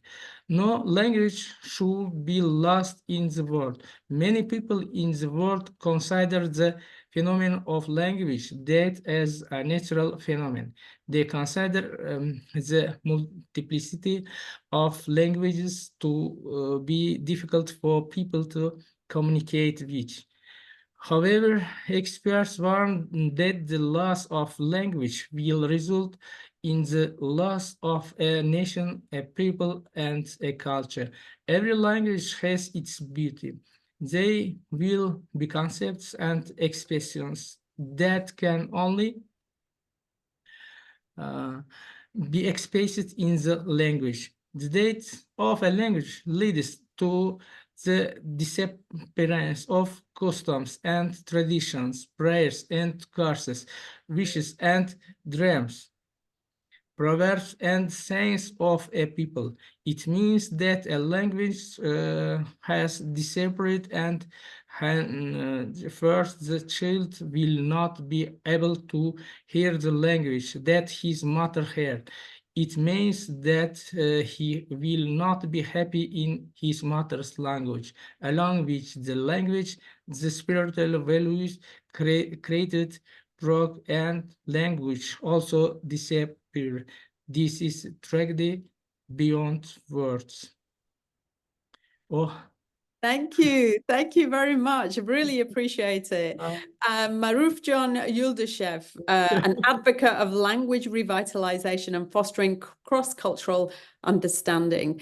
And in case you're wondering, Marufjan is Professor of Uzbek Language and Literature at the Uzbekistan State Institute of Arts and Culture. Marufjan, thank you so much. Thank you very much. Okay, we are now drawing to a close. It's been so fascinating to hear from you all. And right now, I would like to hand over to our honorary chair, Barrister Lynn Townley, for a summation. Thank you, Samina. So another fascinating afternoon with, again, a great array of speakers, starting Dr. Gregory Anderson, who detailed how language becomes endangered and the various degrees that occurs in, and how language moves on to endangerment, and the hierarchy of languages, and how the movement of people affects that. And he detailed the many things that are at play which cause languages to become endangered. And then Franca Igwe on the role of technology in revitalising endangered languages. And that's one of the key messages to come out of the afternoon's conference. COVID and things moving online, it was mentioned by a number of speakers. One of the positive things to come out of the pandemic is that we now have more learning migrating online, and it means that people throughout the world can join in and learn languages like never before, subject obviously to time differences. But as we've seen with the conference today, we're able to get a worldwide audience that we couldn't have got for this type of conference before the pandemic. And then Dr. Aokoyo about how the advent of modernization and technologies is interfering with storytelling and folklore traditions in Nigeria, and the effect that that's having on traditional languages, and also the effect that using a single language within the education system can have. And again, that was a theme that was picked up by other speakers as well. And there's obviously challenges for minority languages when the education system just adopts a monolanguage. And then Farooquddin Ahumzada, language diversity in Pakistan.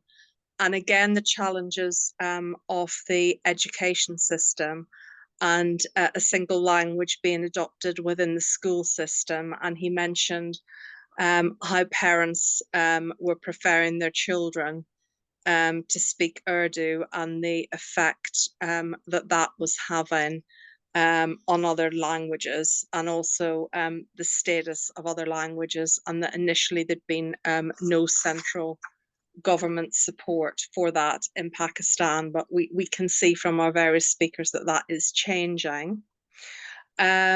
Christian Cherneso spoke about the significance of linguistic rights, and also gave a fascinating history about the origin of International Mother Tongue Day.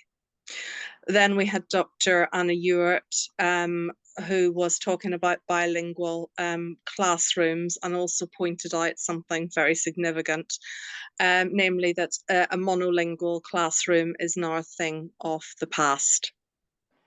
And Dr. Valerie Agostini pointed out how bilingual children have enhanced mental linguistic awareness, and that it can also assist with reading skills. Kaylee Unit talked about the trauma and persecution in the history of the Welsh language and the attempts to eradicate it, which was very moving, and something that I think a lot of our speakers and people throughout the world can relate to, but with a very positive message about the work that's been done to revive the language in recent years, and what can be done within a short period of time to revive a language. Then we had Jodie Davey on the Cornish language, and speaking about other endangered languages. And again, the importance of official recognition was highlighted. But she said, on a hopeful note, that there is a demand for language, and pointed out how online classes can bring an international audience in. And as people are getting used to using online portals post-COVID, technology is helping people to learn and making languages all over the world more accessible. And Zabir Tawali on the Dardic language in the Swat Valley, detailing how quickly a language can become endangered. Used to be spoken by 90,000 people, and almost half of that population then migrated out of the area. But what he said, again on a hopeful note, was that the language was more endangered 20 years ago, and the language has been documented and reintroduced into educational settings. So I think the key for maintaining endangered languages is firstly to have widespread documentation, and then to try and have some kind of official recognition, and then for the language to be featured within education. Helena El Mazrai, who documented the importance of lifelong learning, and that you're never too old to learn a language. So another hopeful message. And then finally, Matthew John Yudashev, who talked about the Central Asian dialect of Arabic. And again, another hopeful message about how documentation of a language is first important. Then there has to be some, on the part of the government, some kind of official recognition of the language, and then it basically has to be spoken within educational settings. So I think the key messages to come out from this afternoon was that there does seem to be a revival and interest in languages. I mean, that was shown very much by the Welsh and the Cornish, and also the languages in Pakistan and Nigeria and elsewhere. There's a revival going on, and actually we can use technology and the use of online platforms now, so that people living in diaspora communities throughout the world who are interested in continuing to speak particular languages of their homeland can actually learn them over online platforms. And I think that's going to be very much a key to the survival of languages in future, because we saw from our earlier speakers who documented why languages do become endangered, a lot had to do with migration.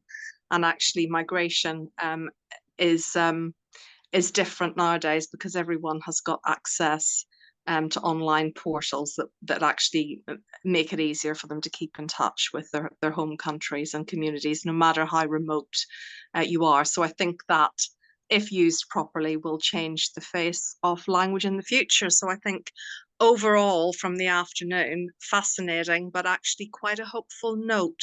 I think that we've got overall about how we can use modern technologies to assist in keeping languages alive and actually increasing the interest in the languages and their usage in the future. So back over to you, Samina. Thank you so much, Lynn. Thank you so much for highlighting the takeaways from our brilliant speakers today. Now, sadly, our time is up. However, if you wish to collaborate with LC Agency, either as an interpreter or translator or organization, or you're interested in the services provided, then please do email or call. The contact details should be provided on screen now. There you go. Could we bring up the contact details as well, please? Thank you very much. Please feel free to take a screenshot of that. We've got the email address, contact details, contact number, and social media handles. So feel free to get connected in any which way you wish. Now, don't forget to join us at 7:30 p.m. GMT for our final event, which will delve into the impact of artificial intelligence on linguistics. Now, artificial intelligence has been referred to multiple times during this event, but we're going to just dig a bit deeper into that and see what the impact on this space is going to be. If you haven't registered for that event yet, head over to linguistscollective.info to secure your place. Now, if you're unable to join us at the later event, then we very much look forward to seeing you in 2025 for another event to celebrate International Mother Language Day, and details of that will appear on the LC Agency website nearer the time. Now, all that's left for me to say is a huge thank you to all our esteemed speakers and to all you wonderful people joining us in our audience from around the world. It's been so fascinating and interesting and lovely to have your company. See you hopefully later. If not, I'll see you in 2025.